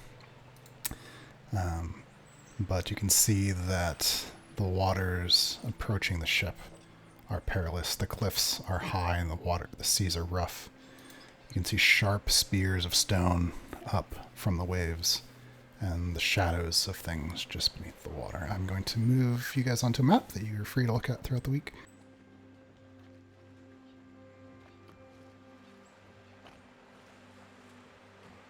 It's so big.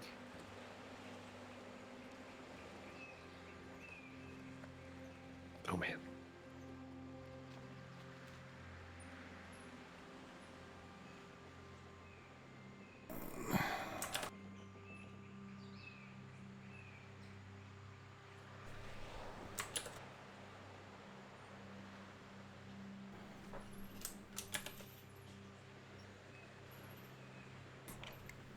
Look at all those friends. When the fish suddenly appear. As you get close enough, you can see the shadows of things beneath the water, circling the wreckage of the night flower and the supplies you need. Alright, that's where we'll end for tonight. My favorite part of this whole stupid plan is we have no confirmation that the things that we need are actually on that ship. Oh. We investigate, we confirm, and all in one fell swoop. Getting out is optional. This is such a dumb plan. We've got Casey and Ava to report back if we're all dead at least. I doubt very seriously if that big fish wakes up, he's gonna look at the little dinghy and be like, I'll let him go. It'll be fine. It's fine. I've got a thing, maybe. Just gotta stay at the center of the center of mass so his side-mounted whale eyes can't see you. I feel like we should have tried to bring just at least a couple of giant harpoons just for the visual image of if stuff goes wrong, the cover for a week or whatever can be like Casey standing on the aft of the ship with a giant spear with the monster coming up, you know?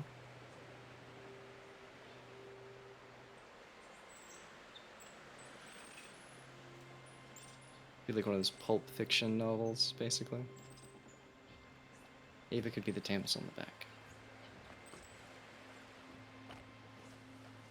It's gonna go great. Nah, probably not. But it's a thing. Sorry it took a while for us to set it up, but It'll be fun. Alright, I'm gonna go crash. Good night, everybody. Love you. Good night. Feel better. I'm glad you were able to come. How's 4 a.m. for you? 4:35. So I think I am also going to head to bed. yeah. It's been a weird week Good of God. short sleep. Oh. Night. Get some Good night. sleep. Lovely playing. Thank you as Fare thee always. well. Alright, well, everyone else has a good idea of trying to turn in, because it's been a week. Has your perception of the job improved? Nah. I'm but, sorry! It's okay. I'm trying to find something else, so, we'll see how fast I can do that. Good night, guys. I'll talk to you tomorrow. Next week. Good night. Farewell.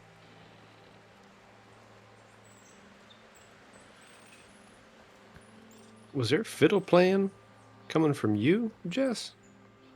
It's her show. Ah. It's very country jam. Old-timey country jam.